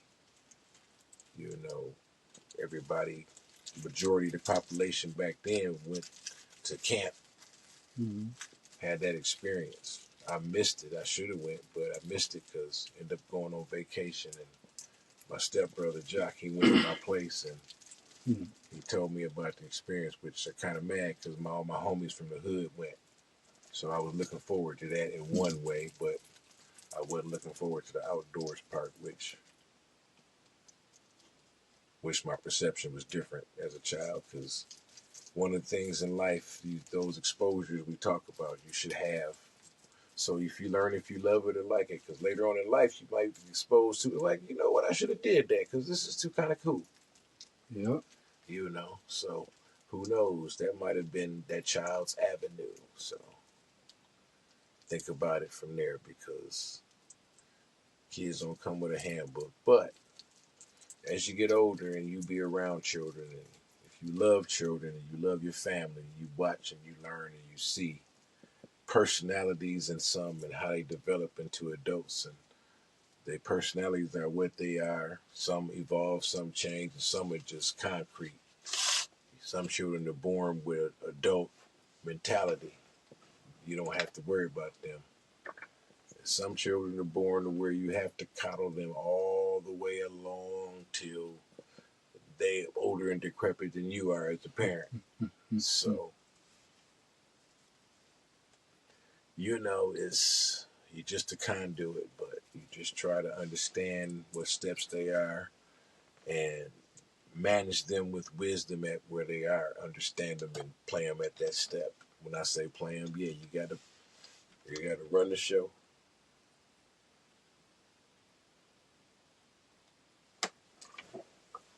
Yep. Thought he was in the restroom.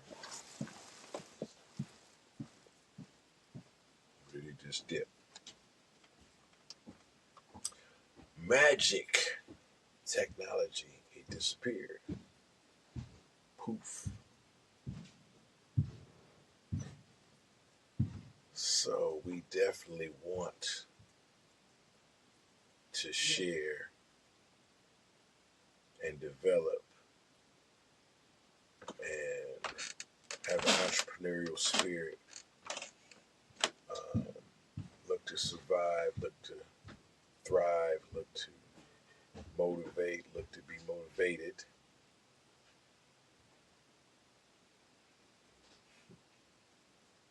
Be creative, somewhat administrative, enough to keep it floating, undebated.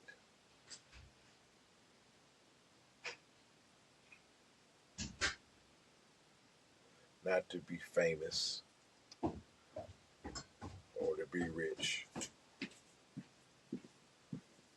Only fame, only if it's a positive influence for change for the world. And only be rich if the Almighty see fit to give it to me. Oh, All these yeah. things that we just borrow for time. I'm beyond things and trying to impress people. I went through that stage of life, driving the cleanest car, trying to dress with the best clothes. Still wasn't feeling right, you know. Feel good to have on something clean. You know, you got a nice suit on, but guess what? You got on some silk boxers under there too. Oh, life is good. Fresh to death, head to toe. Head to toe. You know, so. What is that, velvet? Yeah, so. Yeah, it feel good, but those are things that sometimes, yeah, you deserve it, but you gotta realize you gotta work to deserve something. You just don't deserve it out of entitlement. Yeah. So if you know you put in the work and that's what you want to do to feel good that day, feel good about you, do it that day, no matter what. So, because if you put in the work, you deserve whatever prize you set for yourself. But yeah, the consistency. Definitely. Trying to put in the work, bring the dream to reality. Reality. So, yes. coming soon. We're making steps to bring it to reality. Little steps. Hopefully you enjoy what we share.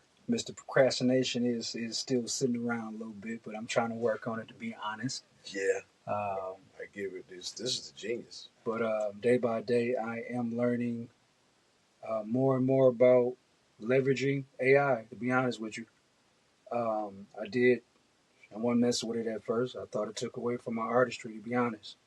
But the more I looked into it, and my girl, she introduced me to a couple apps and a couple videos on YouTube.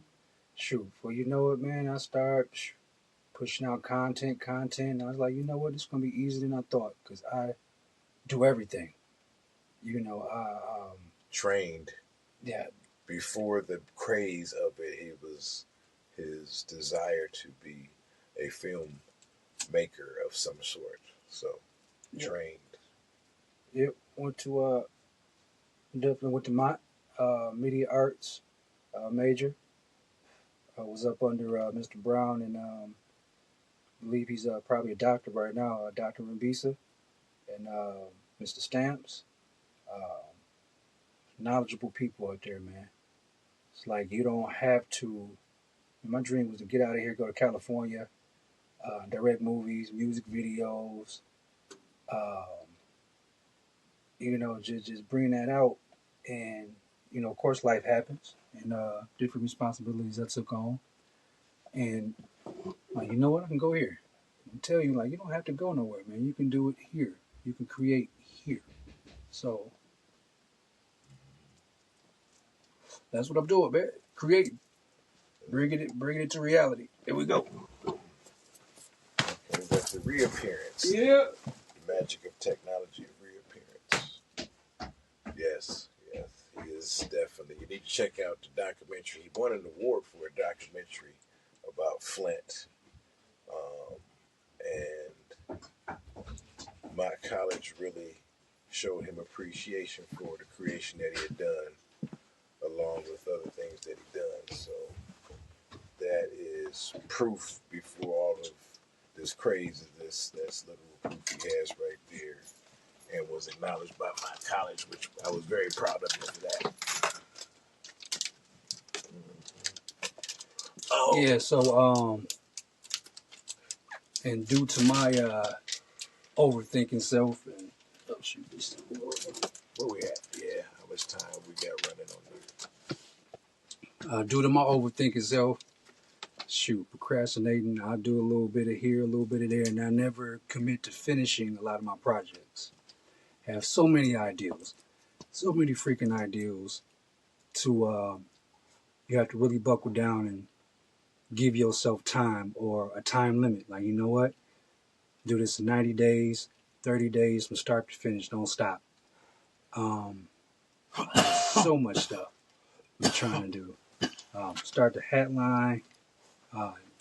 It's only supposed to be some merch, but shoot, boxes coming in. So stay tuned, man. So Another little New Millennium OG bit of wisdom right here, I would say, and I don't know if it's wisdom or not, but I just coined it at this moment because I may just interject with these things and observations. But I think also one of the ways this thing works is if you use that talent, it comes back, it comes to you, it flows through you. mm-hmm. But life gets to life and you stop using it, it stops coming to you. So and then it's a little harder to get that faucet to reopen. You get it to reopen, but it's a little harder.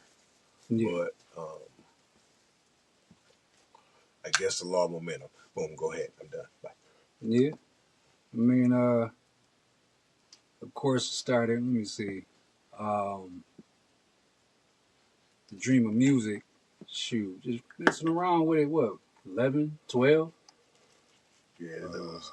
I mean, before that, we was freestyling, stuff like that. I was surprised to learn there was little hip hop heads as me. But we started to be serious. Shoot, writing shit, coming up with songs. Yeah. Good at it too. Shout out to Freeman Elementary. I mean, second grade. High school, they was good at it. Good. Second grade, the mouse rap. It brought me alive. That was classic. It was a rhyme, but it was a book that had a rhyme at the end of every chapter, and I was never the same after that book. Yep. What was it? Yeah, I had the first couple raps. My name was Pimp C. And so I dug around in my pop's basement and I came across Riding Dirty tape, and that quickly my name was changed. My name was changed because, man, I introduced to the real Pimp C. Interesting. Interesting. That's how Which energy works. That's how energy works. Then I had to stick with my initials, AC. Similar vibrations. And yeah, so that was funny. So AC for a minute. And Snoop came out with the shizzle dizzle. And just one day, man, we're just freestyling, and I just said, hey, yeah, it's A Sizzle and something, whatever. He's like, yo, man, that was catchy, man. Well, that might have to be you. So, man, it's been holding on to A Sizzle for a minute. It is catchy. But, man, always been told, man, grow up, man. Get up out of that shit. You too old for that music shit. You ain't going nowhere. But that sense of creativity, man, is ridiculous, man. That's beyond one good measure, thing about man. technology today. It allows you, if you have the ability to afford the technology, that you can sit there, you can not have to pay a fortune like $100,000 like you did for the studios in the 80s to be able to make good music. Now you can afford a good laptop or whatever with a microphone and a couple instruments and some plugs, and you can make your own good music. Yeah, I've had a couple little home studios I've made. Yes, I do. Shoot, I mean, of course, times come hard. Some of that shit had to get pawned. But plight of the man in the world. Yeah, it is, man. Shit hard, man. Tough, man. But that creativity, man, them creative juices, man, that should never die, man. That should be feeling good. When you bring it to life, man. You paint that portrait, man. You got that life brush, man. You paint it, you bring it, you do it. I love it, man, and I want to continue to create. Yeah. I want to continue to create. I want to continue to dig deeper inside myself. See what comes out. But real talk, man. I definitely want to polish up my adulthood, man. Like, for real, man. I'm tired of feeling like a puppet. Like, I have to do something for, like man, what I mean is this 9-to-5 mind state I'm trying to get up out of. Real talk. That's for a creative mindset. That's not. It just don't work. It's not. and I find myself at work doodling, drawing. Like if I work third shift, oh, it's a wrap. I am not being productive. Man, I'm drawing up my future. But I do have to have some type of form of income though, man. I think that and I fall back into that regular process. But I have to stick to creating and make it profitable. It's a lot of things here that I can make profit for myself. Just gotta figure out how to put that in motion, man. So speak on it, man. Speak into existence, man, fruition. Make it to reality, man. Dodge them punches, man. Just keep going, man. Definitely try to dodge them punches. Life is tough, man. Shit will tear your ass apart.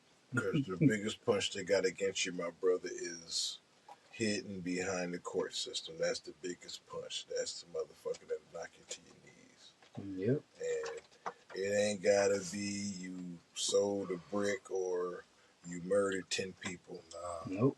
It could be just as much as you was 14 riding your boy who just got his license. He's just turned 16 and made a legal turn, but y'all in the car and the police thought y'all was the hardest niggas in the world and pulled you over just because y'all happen to be black in his mama's car.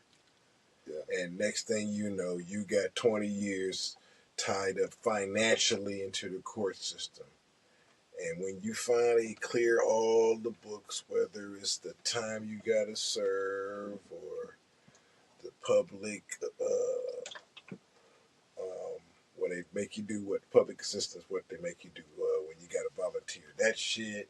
Oh, yeah. Whether it's paying for a lawyer or paying for tickets, because, hey, if a brother making $18 an hour, and he driving to work, and one day he community service. Thank you.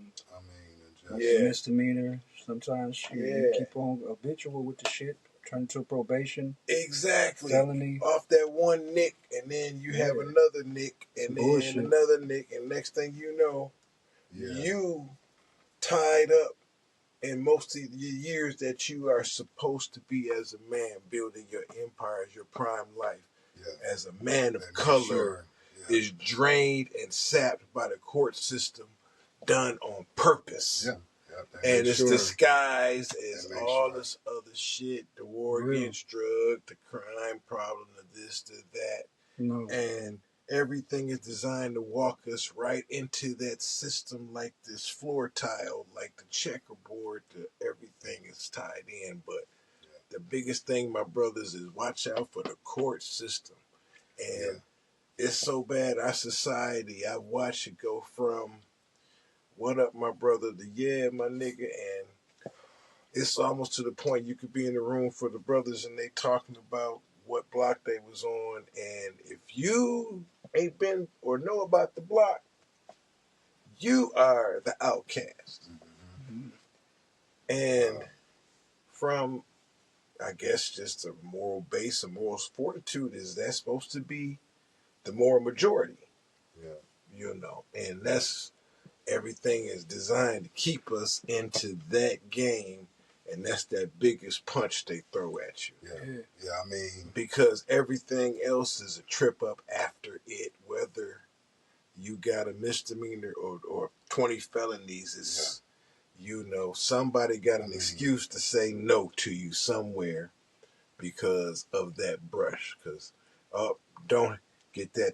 Oh, you didn't pay that ticket. Oh, boom. Now you lost your license. Oh, boom. Now you got pulled over again. Oh, without your license because you still had to go to work. And the next check, he was going to pay the ticket, but this Wednesday and you ain't get paid till Friday. Yeah. And now it'll turn into a bigger fine. Your car's impounded. Now you got your insurance just lapsed. Oh, I'm holding, I'm talking and pontificating. Yeah. But that can magnify into years, and that's one of the biggest tools they have against one of the biggest tools. The men of color in this country, and we don't see it as how they drain the years you are supposed to build your empire. Yeah, they make sure you got the worst things on your jacket to where you can't get accepted. 14 to 64, you pretty much a threat. Yeah, and in one form or fashion. All of my closest homies, my brothers, everybody in close proximity to me. Great fucking people. Right. These are great men. Understand this. These are great, good-hearted men. They've all been to jail. If you all of them loved a woman, this shit is crazy, man. And like, she raised her voice at you, and you turned around and you bumped her as you turned. And somebody witnessed it and said this and said that, and next thing you know, somebody comes with a badge, and they question it, and, well, did he actually touch you? Listen, well, this is the situation. This is the context. Fuck the context. Did he touch you? Because, we need to keep getting some of his income from him. So we need a reason. You just gave us enough reason to bring him in. So sisters, be careful when you deal with a man in a uniform. Because that can fuck a man's life up for 15, 20 years. That accidental bump that someone said and you didn't dispute it, or you went with it, or you made it up, or whatever the case may be, as a woman, because you have the control of perception at that moment, because by license they give it to you. They do. That, that's another rabbit hole, but they allow my point to escape is accountability a lot, man. Like, I done been to jail off a witness that wasn't actually a witness to the situation, but just said that it happened. No proof of evidence, no nothing. I still went down for aggravated assault. Child support. And the state picked it up. Anything, because first of all, we are bored. No evidence, no nothing. We're wards of the state anyway. Yeah. So, but that game is for us is to drain our extra income. Yeah. And that's how they do it. Yeah, play out. That's how they do it. Yeah. So that's not legal advice. That's just observation. Take the plea. Take the plea deal, man. That shit is. That's legal advice. Mm-hmm. Man, that shit has thousands of dollars. Wisdom I see as us as black men, as a young man, if you can see that part of the game and sidestep that right there, that lead to other things and other exposure. Because if you get caught up in court, it's a whole lot of shit that can hold up from you just from anything involved with it, from whatever perspective you want to see. Like I say, from child support to a ticket to disorderly conduct to jaywalking to assassination attempt of the president. They looking for a reason to get you into the system because they want to drain you. Put you in that cell like a battery if they can and drain your energy there. Slave trade you out for a few cents. For 3 to 5, 5 to 10, 10 to 20, whatever they want to flop you at. That's crazy. So it's designed. Hit you with a cell and hit you with a charge. Yeah, hit you with a charge. That's just crazy. Yeah, so they getting your energy and your production and they drained it from us. So that put you in a cell and charge you with a battery. That takes Jesus Christ. That takes us out of you in a cell and charge you with a battery? Yeah. Lord, look at the play on words, boy. Look at the play on this shit and just look at the system. Like, exactly. This shit is crazy, man. Like, might as well take that thing out because that's how they got you, especially when you're in that court system. They really got you. The matrix. And like I said, man, just being up, man, the amount of fellas that's locked up for domestic violence, man, and you're hearing through all of these cases that there's no evidence, and whether they throw it or not, they still get you in the system. And once they get you in the system, once they get you in the system, they got an excuse to keep you back. The state picked up my case and didn't even have to let me know they picked up my case. Yeah. So I had a warrant out for me that I didn't know about. So you get a court-appointed lawyer. The state had to let your lawyer know. So it's the state letting itself know. They letting themselves know that you got a court date and don't have to tell you on your behalf. So the system is just rigged. It's rigged. Because it's set up for itself. Because number one, that prosecutor who has probably got his eye on another job somewhere. I want to be the judge of this county. I want to do this. I want to rise up. So I got to have. In this game, on this court I play, in this game, I got to have a winning record. I got to be Serena Williams out here as as a prosecutor. So if I got a 79% chance I'm winning this case, we picking it up. Okay, what's the fuck the evidence? What can I get? What can I make it look like so I can get this win and make sure my record look like it's good, so I could run for vice president in about 4 years. I could run for the governor. I could, I gotta have this record so I can say this is what I stood on. That's it. And really, fuck the people and the effect on them, long as I got these wins. Yeah. Yep. And they don't give a your fuck case about is, and they go they experience y'all experience. They go put you in a position. Yeah, put you in a position to where you would pay a say. The uniform can sit there and say, I'm sorry, cut you off. It's when shoot, what was that when I got pulled over, it was a while ago.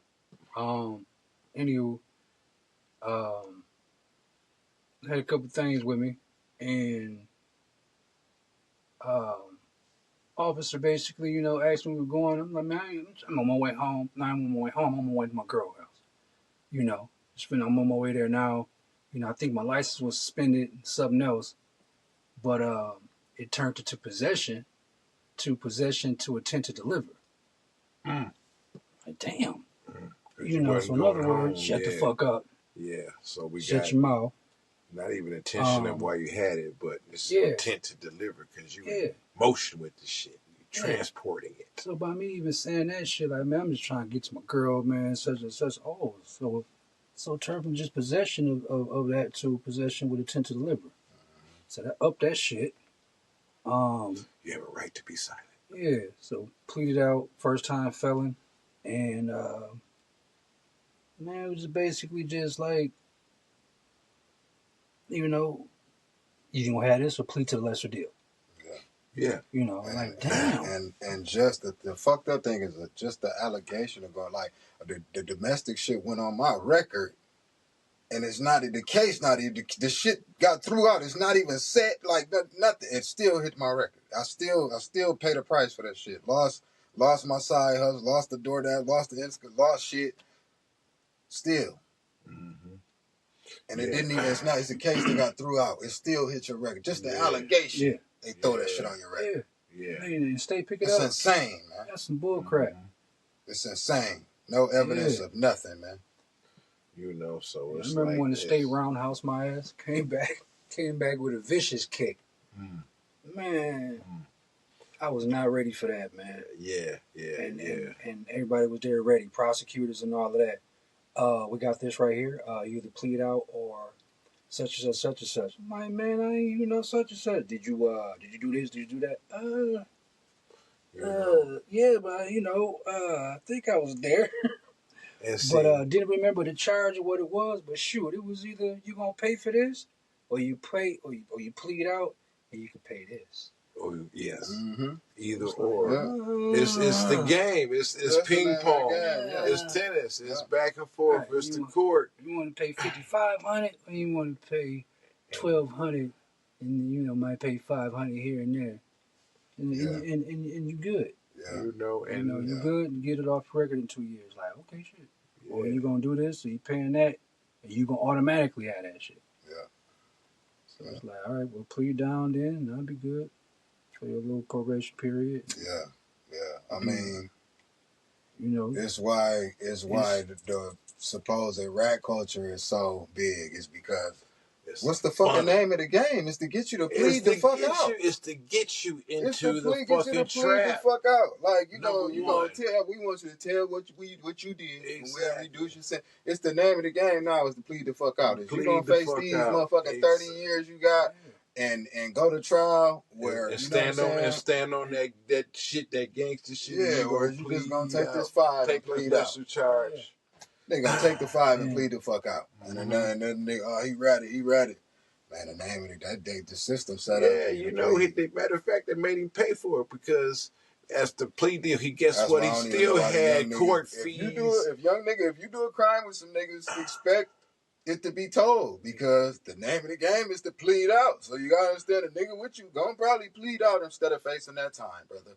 It's just the way that the system's set up. So that's all that is. It's a part of it. It is what it is, bro. The web, the web of that game, that spider caught a dragonfly. We little gnats and flies that get caught in the web. But when they get some motherfuckers like that, oh, we finna snatch a bunch of your money, nigga. Yeah. We ain't finna get, because that's part of the game. Yeah, it's part of the game. Like I say, either grab a ball or don't come to the game. Don't come to the arena. Yeah. So it is what it is. You gotta watch how you gotta know what you're dealing with. So and if you could stay away from the court, you can move a lot easier in this world, black man. You gotta black man, just understand that. We gotta legitimize all of our hustles, man. I know it's hard, but we have to legitimize our to my young niggas that's scamming, it's not doing nothing for you, brother. It's a paper trail, and it don't build you nothing, bro. No.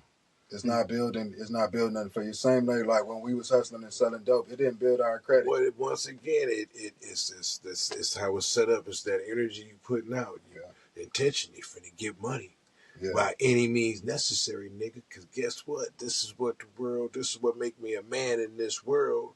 Yeah. Y'all see me getting money, and I can show it with these things. Yeah. And so the intention puts out. You get the material things for a while. But eventually, that energy that you're putting out is going to come back. It's going to bite you one form, fashion, or another. Whether it's economic collapse, or the loss of a loved one, or illness to where you can't enjoy the complete bounty that you've created, is going to come back in many forms and fashions. It's just the energy of how this thing is put together. Yeah. And there may be forms of energy along the way that some believe to be angels, that may be, influencers, or what have you. It may be beings of higher intelligence that genetically played with and engineered and pushed us along the way, that have been thought to be gods or angels or legendary beings of myths, with mythology. So, you have all these potential realities, and millions of years of this planet, billions of years of this planet growing and developing, and life in all its forms, whether it was terraformed or developed from lightning drop with enough water drop with enough dirt in it that lightning struck it and it evolved into a cell. And we want to go by that theory of multiplication of cells. But however it is, this place has been around a lot longer than the 6,000 years of the Bible's history. That's like, you got $1 billion and somebody want to bet you 20 and you mad about you lost. I got about 47 billion in the bank, and you bet me 20. Nigga, I won. Nigga, okay, nigga, take it. Shit. Right. I don't necessarily have to take what you saying. Take this 20, and guess what? This 20 gonna pay you to get out my face. Go. So you have to understand that these philosophies and theologies and universal religions. When I say universal, we'll speak of like the Catholic Church, because that's what it translates to, universal. So my first ultimate theory that I thought I came up with that seemed so complete to me was because I studied what I could about Jewish religion. When you say Jewish religion, there's so much propaganda. I wouldn't even have said it like that years ago.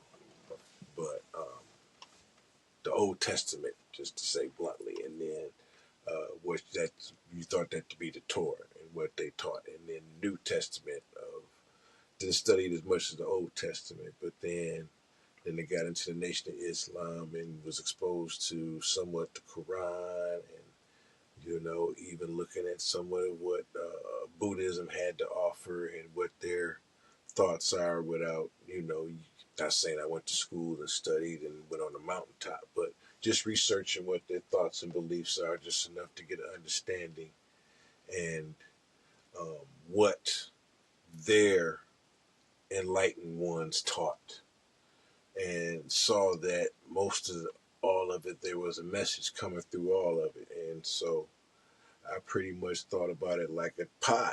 And each piece was a slice, and all of it, you kind of get a little bit all of it, and you got almost 300, you got the whole pie almost. Each one is a different slice that brings in, you know, a different belief, whereas you take it from the prophets of the books. So, you know, Abraham, he brought us, first of all, the belief of one God, you know. So then pass that along while I'm talking. You know, and then you have Moses that brought us the law of God. And then you had Jesus that brought the forgiveness of God. Then you had Muhammad brought the surrendering the will to the will of God. And, you know, I would like to make the argument quickly with people sometime when they want to debate religion. I'm like, well, Jesus was a Muslim. What? Oh, that's blasphemy. You shouldn't say that. Oh, well. By definition, one who is a Muslim is one who surrenders his will to the will of God. And what did Jesus always say? Not by my will, but by the will of who?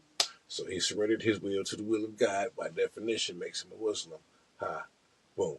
If you want to go by definitions, you know, without labels of their books, so to speak, because they're teaching the same thing in different words, and so to speak. And you get off and you get these understandings. So that was my understanding that I thought was ultimate, until I just realized that, you know what? It's all about the one. It's not about a name. Yeah. It's not about a book. But see, that's why I be saying, like, that's why I think it's just all about experience and the creator, the source experiencing itself. Because, okay, the energy that's inside of a lion, do you have similar energy? Is that the same energy? Right. Is the same Is that energy. the same energy? I think. Is it coming from the same source? It's coming from the same source, yes. Okay. It's the same So, energy. From the that, same energy. Yeah. To the blade of grass in our front yard, yeah. Now, with no rules and no constructs, no government, nothing controlling animals, at the core of themselves, they reproduce and they kill. Survival of the fittest. Survival of the fittest. Do animals go to heaven or hell? Animals are designed in the frequency of the creation to embody their frequency, whatever that energy frequency is designed to experience. And go back to the source, right? The instincts of that creature, that being, and experience the physical, hormonal, instinctual desires, changes, developments, abilities to survive and thrive that it is designed to experience and take back to the creator. Exactly as why. That all-known experience. Exactly why I believe heaven and hell is just a construct, man. I don't believe. When I really think about it from that level, like, because I mean, even if you go to Jesus, he took the animals. What did he tell Noah to do? He took a lot. He took an animal, two of every kind, right? Give me a male and female. Two of every kind. Bring them up in here. What they do? Kill and fuck. Yep, that's what they had to do so they can reproduce. If that's how the story goes, so they can develop the world after the flood. They had to survive however long it was on the boat, which I can't remember the direct details at the moment, not having read it in a while directly. But it had to survive a number of while before, after the rain, the water had to recede. So that took a long time too. So in a sense, it's like they got to survive. It's a play, man. They probably reproduced on the boat. It's a play on the balance, because you can believe I'm a Christian. I'm a follower of Christ. I'm so set in that this is what it is that I'm no longer learning. So I'm so high that I'm out of bounds. Or I'm doing bad and then I get so low into the fact that, oh man, I'm going to hell anyway. I'm going to hell anyway, man. I done too much. Yeah. So I stopped trying. Right. I stopped trying. Either way. And number one. Either way, you're in a prison, whether you high or low, because you stuck on this, that this is the way, then you stop learning. Because you stuck on this is the way, and I don't want to know no other way because this is the way, this is what I feel. Or I'm going, man, I'm going to hell, bro. I done too much. So it's like, it's a prison either way. So that's why I believe it's a construct, because I believe it is a construct. It's a mental construct you may either actually, way, high or low. You may actually damn yourself to because it's something you expected. Yeah. Whereas your perception shouldn't be locked into just the heaven or hell. Yeah. Your perception should be locked into the experience. Exactly. There you go. And moving on. There you go. And experiencing the next phase. Yeah. Yeah. You know, maybe, and something I've been exposed to is maybe the thought that you have been so attached to these things is what maybe gets you in a cycle of reincarnation, because you're too attached to the vibration of these things versus the experience of the soul and the development of having these experiences with these things that you just borrowed along the way versus moving on. They like the power, the prestige that they experienced, that they might have lived a good life. They might have conquered. They might have had all the women I've loved before. They might have been Don Juan. They might have been, you know, J.P. Morgan. They don't want to let it go. Yeah. So maybe they get caught in the echo as what we think are ghosts, or maybe they get reincarnated and come back as somebody and, you know, try to recreate what they did in whatever environment they put in at that time. So that's a theory, because I'm going by hours about this, because this question is one that I've wondered, is the soul of a child back to parenthood, going back there. Is it the physical? Of course, is a mixture of the DNA. You know, you get a phenotype and a genotype. One might be bigger than the other. One might make you look like the parent, but you know, you got more of the other parent really in you genetically, or B or C, whatever the case may be. Mm-hmm. But is the soul the same thing, or is the soul something fresh and new from the Creator? Is it a new source of that love, that light? Yeah. That they say weighs approximately what, was it 0.7 grams? Yeah. That's interesting. That's an interesting thought. It's either 0.7 or 7 grams. Yeah. But also, I think one's life and experience kind of helps you shape things and question things, because when one experiences death early in life, you get a little more cynical perception, because it's like, well, if all is supposed to be good, why? And you consistently experience that why, you realize, well, good is just necessarily either I'm in the wrong place, or that's just not how we're really going. And so you have to, if someone has a conscious mind, you start paying attention and you start questioning, and then you really, if you got enough sense and you've been educated enough and have enough curiosity, you start looking for answers. And this new generation of communication really exposes one to things that was hard to find back in the day when you had to go to the library. Yeah, it really did. And dig. Because back in the day, the best I could do was roll up a joint, hit it, and then I ain't got nothing to do, go in the library and find a book that about something that I had a question about, go sit in the corner of the library, actually like read a good portion of the book while I'm sitting there, got a good buzz going. And I'm using that buzz to work my mind versus just sitting there getting high to be dumb. And getting whatever comprehension I can And it's far and few in between because unless that's really what you want to do, it's hard to really go into the library consistently and just dig like that. But every now and then, it's definitely fun when your curiosity moves you enough to go do it. Yeah. You know, if that's what you want, shit, sit in the car, hot box for a minute, going up in there. You ain't got to check it out. Shoot, you got a couple hours. Shoot, find a book, go sit in there. There ain't nothing wrong with reading it while you're there. That's why they got chairs in there. Shit, enjoy that buzz, read, get a point of view, a comprehension, perspective, answer that question, and well, guess what? Will lead to another question. Mm-hmm.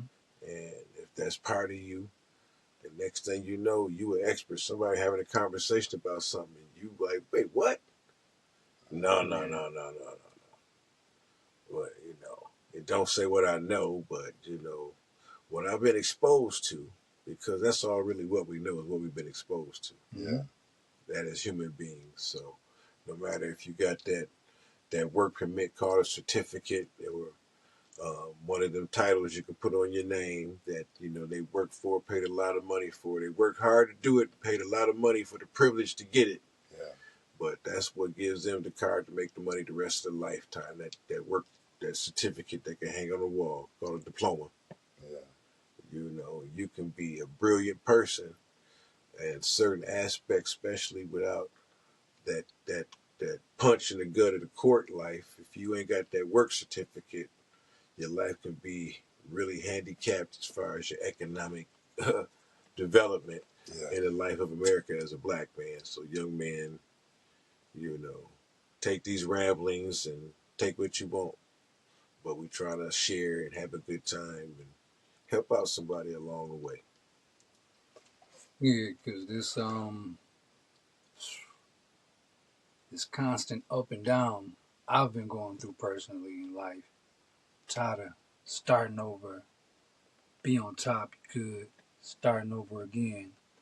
Don't have that solid trade or profession. Um, it was always kind of told to me, shoot, coming up, I almost had to, like, gym was almost like destination for me almost. Come on in, But get a job, it was my pops be telling me, on no, time. find something else, do what you love.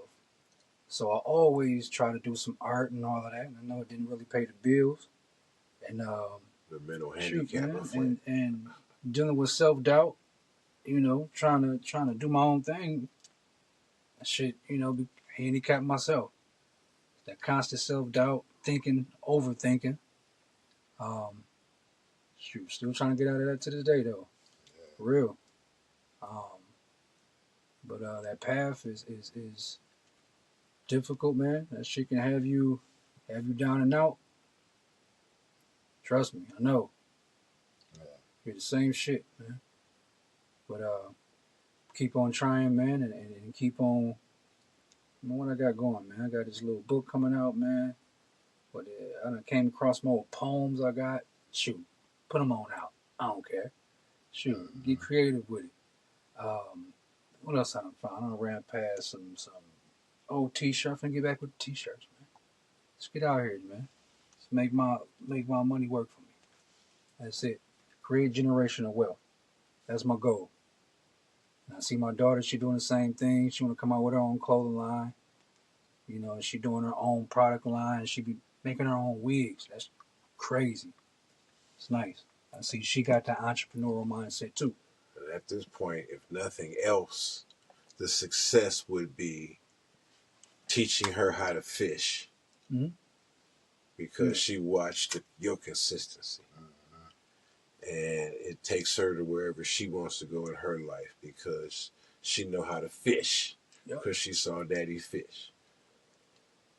He ain't always come home with that big whopper, but he might have a few little bluegills and we might get a catfish. And every now and then he come in that whopper and we have tuna salad for a long time because he caught that big giant tuna. But, she saw you go get it. And she know how to go get it because she ain't scared from. One of the brilliant things this man did, if you don't know, was his ice cream truck. But that's another story. I'm sorry. I love my, Yeah, I that love was it. definitely another thing that I thought about. And I was like, let me do it. Brilliant. Yeah. Brilliant. And everything fell into place within like a month. Like I found the van, had the freezer. I done hooked up speaker wires from the alternator on to the inside converter to the freezer. Man, it was going. Took some magnets. Put the what I do? Put the ice cream symbols on there. So by day, slap the magnets on the side, cruising ice cream truck. Shoot, when I'm done, it's the van again. Like it was making money, man, for real. Like a couple Then hours, he, $100 a day. then he doing his thing Like later somebody on gave me if with I could find out, freezer in the back with the lights off, somebody gave me $1 and they drew it, drying out. drew it, made the truck look like $100 bill. So I kept that in my change drawer, and every day I made $100. So and I still got that somewhere around here. But definitely, I want to get back into that, man. That was great money, easy money. Um, just the concept of putting that Sharing. together so quick.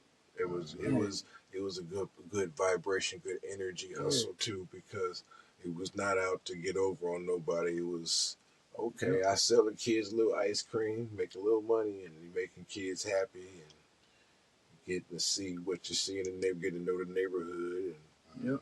And I get to meet people, and getting to meet people, and great vendors, good people. Good people, you get in that business and they see that you're working hard, that you're doing something positive, man. People will help you. People will help you. For real.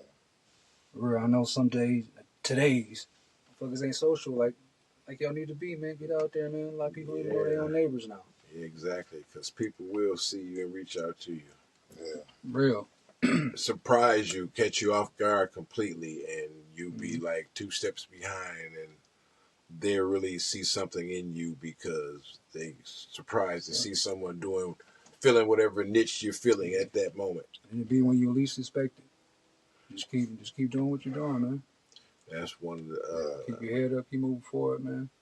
one of his gifts is finding a little niche, and this is a niche that he found, and we're sharing his niche. So it's only gonna get better, man. So this is a rough draft. Just, It's been fun. Always keep yourself in high regard. High regard. And always tune in to the semester at Bright University. Right, University. Yes. And Everything is motivation. Mhm. Salute, man. Jim Brown. Yes, sir. And always step smooth. The Millennium OG. That's right. Smokey Dobinson right up in here. He just always stay smooth, stay together, stay confident, stay controlled, and comprehend. You know, stay conscious. A conscious mind catches everything Mm-hmm. for real. So enjoy. Catch what you can in between the lines, on the line, in between the line, in between the letters, because we have fun. You know. Mm-hmm. Yep. Stay on the path, man. It's okay if you find yourself lost trying to find yourself. Heck yeah. Try new things. Just bring that back. Try new things. Don't be scared to try new things. Start at one. Start at new things, man. Keep on pushing, man, because I keep starting over every day. And black people, listen. Last thing I'm gonna say before I get out of here, man, is the only way, if we gonna stay in this system, the only way we can fight back and really excel in this system is we got to do it together. We got to find a way. The only people that thrive, with the Chinese people thrive in our communities because they doing it together. The Arabs, you see that own gas station. I see one working here. He work. Then I see him a couple months. He across the town working at another gas station. Store. Hair stores. The Mexicans. I done work with Mexicans who they over here right now, and they working, they stacking their money and sending it back to their people where they at, and they people getting money and get ready to come over here and do the same thing. 11 years, they be six figures at least, niggas. We have to find a way to work together.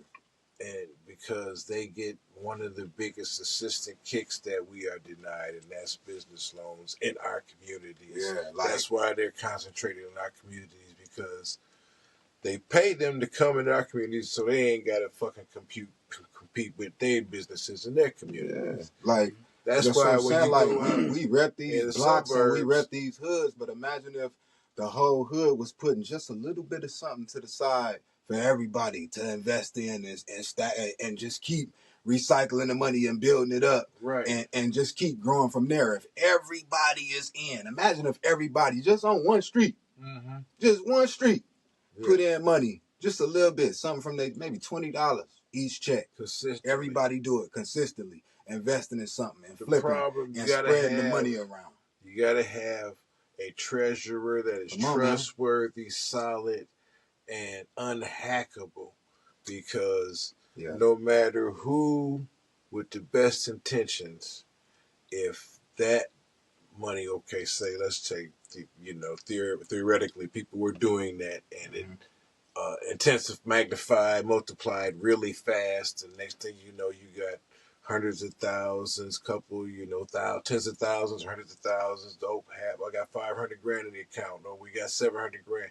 Oh, we bring it in. Okay, now we at 1.4. So once again, then human nature, then the greed. Well, let's create a system to bank ourselves. I mean, we have we get that money and go drop it off the chase. Human nature. We go drop it off the chase without a second thought. You know what I mean? Without a second thought, we go drop that check off, deposit it in that, and get some shit. That ain't. Hold this. We have. That's the hardest thing. That is the hardest part, because we coming from the bottom. So it is gonna be people that's in survival and things like that. But different people that have to come in contact with it to funnel it into the big pool that it is.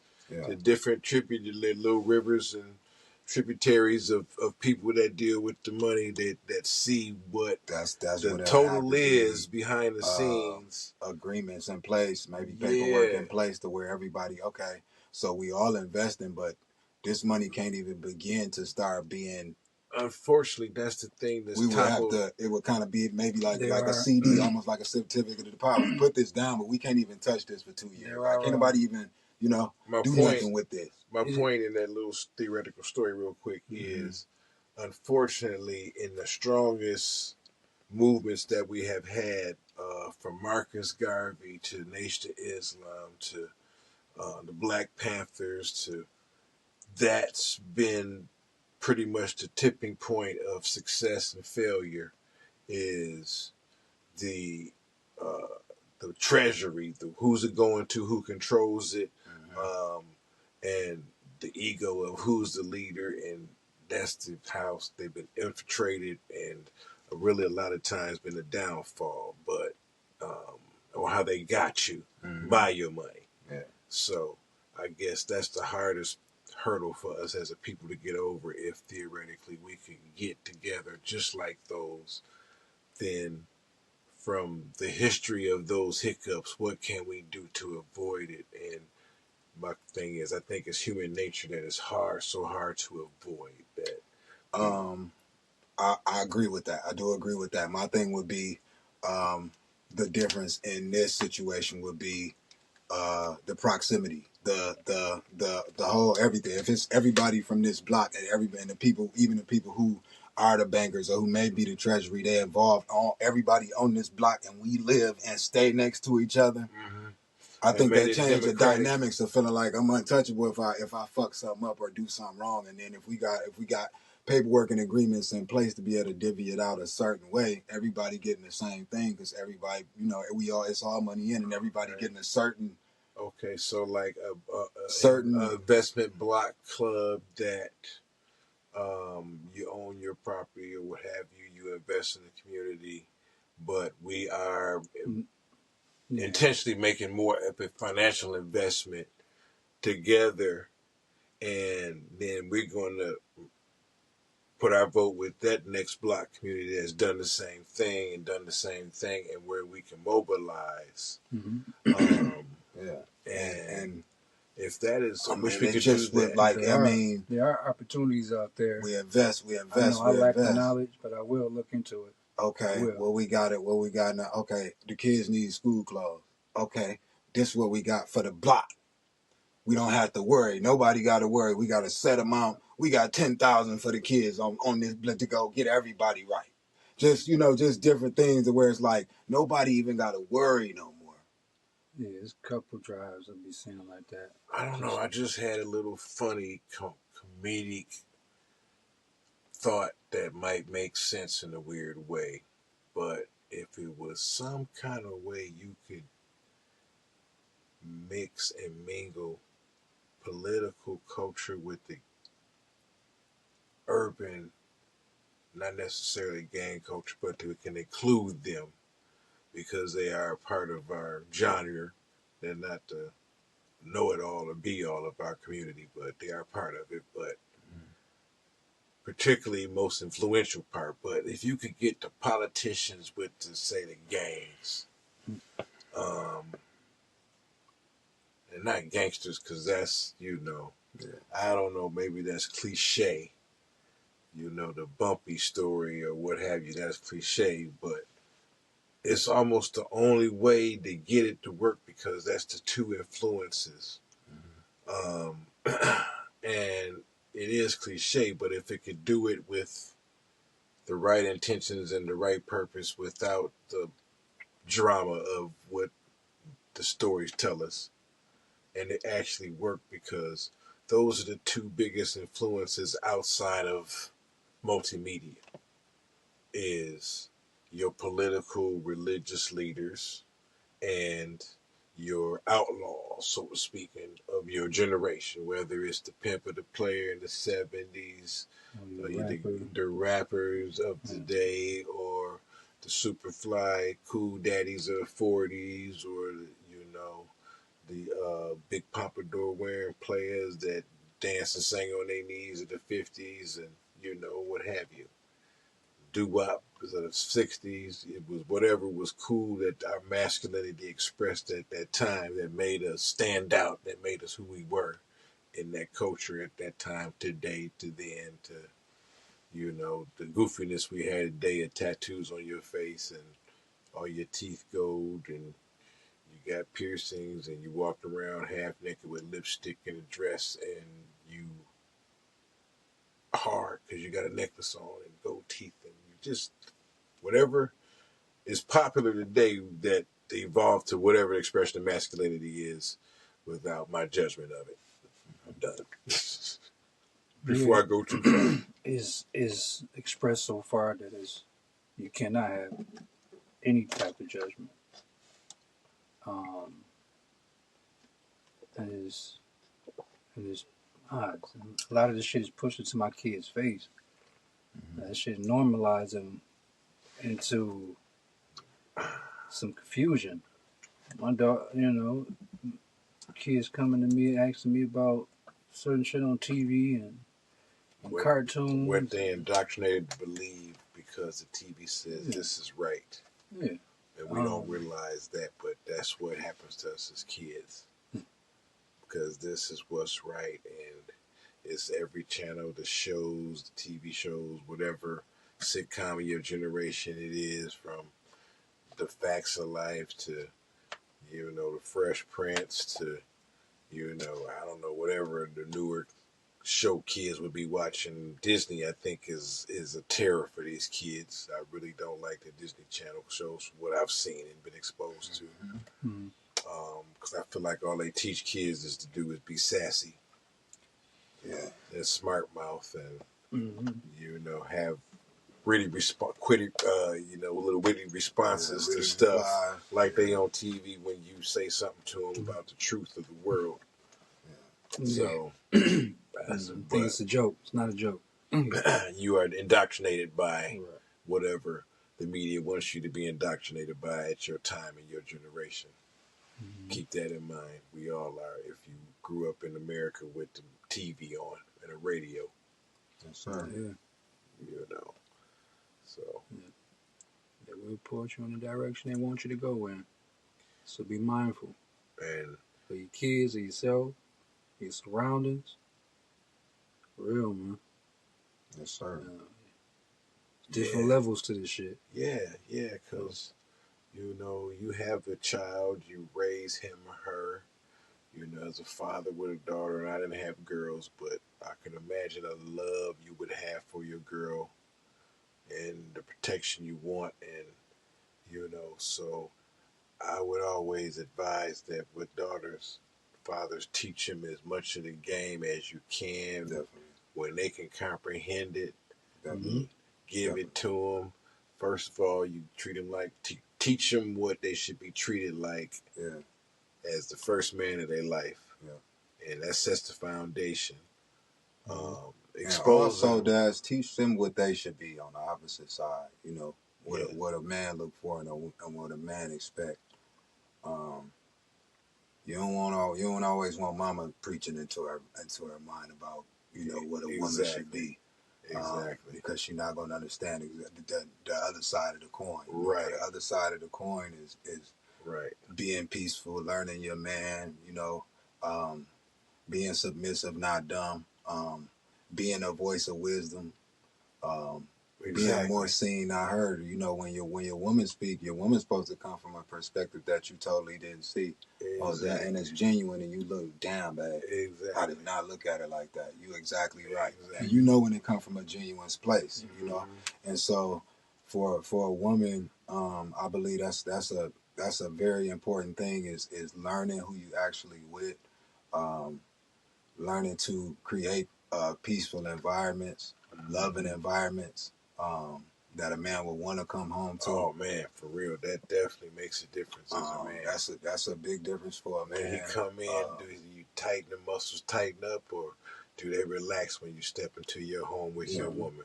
Yeah. If women don't understand that effect, and it may happen to them in their perspective and their spectrum, so to speak. Yeah. You know, and if it does, maybe you understand and can relate, but it definitely affects a man's well-being because that energy affects everything from his production, from everything. Yeah. Everything. Exactly. His mental and function is like oil in the machine. If it feel good and it's comfortable and peaceful and you're happy to see me and I'm happy to see you and it's a good, peaceful vibe. Yeah. We ain't got to sit here and it's just like, wow. Or when I come in, it's like, boom, boom, boom, boom. Yeah. Yeah.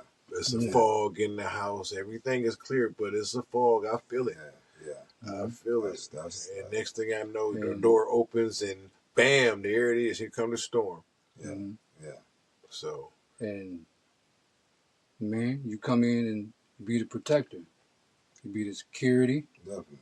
You also be the ear, and you got to be that soft spot, man. Don't be in there, you fuck up, you violate, man. You do some fuck up shit. Hold yourself accountable, man. For sure. You know. Oh yeah, that's always be smart enough. You know when you hold yourself accountable. Yeah. Hold yourself accountable, man. Definitely. And be a leader in every way. Try not to make that mistake again. Understand that you are responsible for the ship. A woman is gonna get emotional. She's gonna get out of line. She's gonna get out of bounds sometimes. When she raise her voice and go high, you stay composed and calm, and stay on your purpose and lead her in the right direction. I know that's easier said than done. Yeah. But I learned that is a key to keeping everything cool. When you lose it, y'all lose it for sure. Stay on, write your own script. Yeah, don't be in her book and her novel and her drama, because women have a story in their head, and if you ain't going by the script in their head, it's a problem. Yeah, that may be controversial to say, but as a man who's experienced different encounters with women over the years, and a lot of times when they have their own intentions, they act it out and they expect you to be line, please. Yeah. And you be like, what? No. And then it's a problem because now you're not going to script. And for whatever their intention was, whatever it is now, you got to deal with whatever their emotional reaction is at that moment and however they feel. Yeah. And they express themselves from their perception. Yeah, and understand, fellas, we visitors. We are visitors of emotions. They live there. So you can't beat them at that game, brother. So you got to win a different way. It's a million different ways to skin a cat, man. So don't go at one. The second you start, if you hollering and she hollering, then it's just two bitches arguing back and forth. Yes. Be a man and show her the way to go. Mm-hmm. If she yelling, tell her, baby, lower your tone when you're talking, but we can talk regular. And just and keep on going about, it's just a way to go about it. But just understand, like I said, you cannot win that game with emotion. No. We visit from time to time.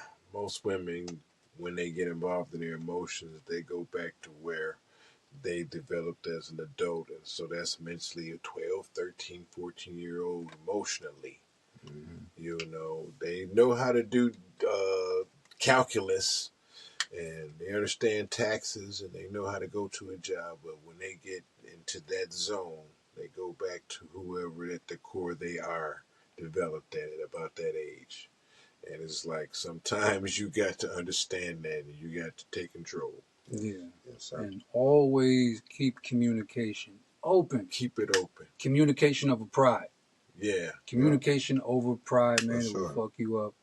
It didn't mess me up. Because if you acknowledge whatever their point of view is, and sometimes it may not you may not be convinced of the point of view, but acknowledge it and listen to it and gently try to use it to steer it to a conclusive, positive conclusion that keeps the back and forth down. Okay, go ahead. I'm sorry.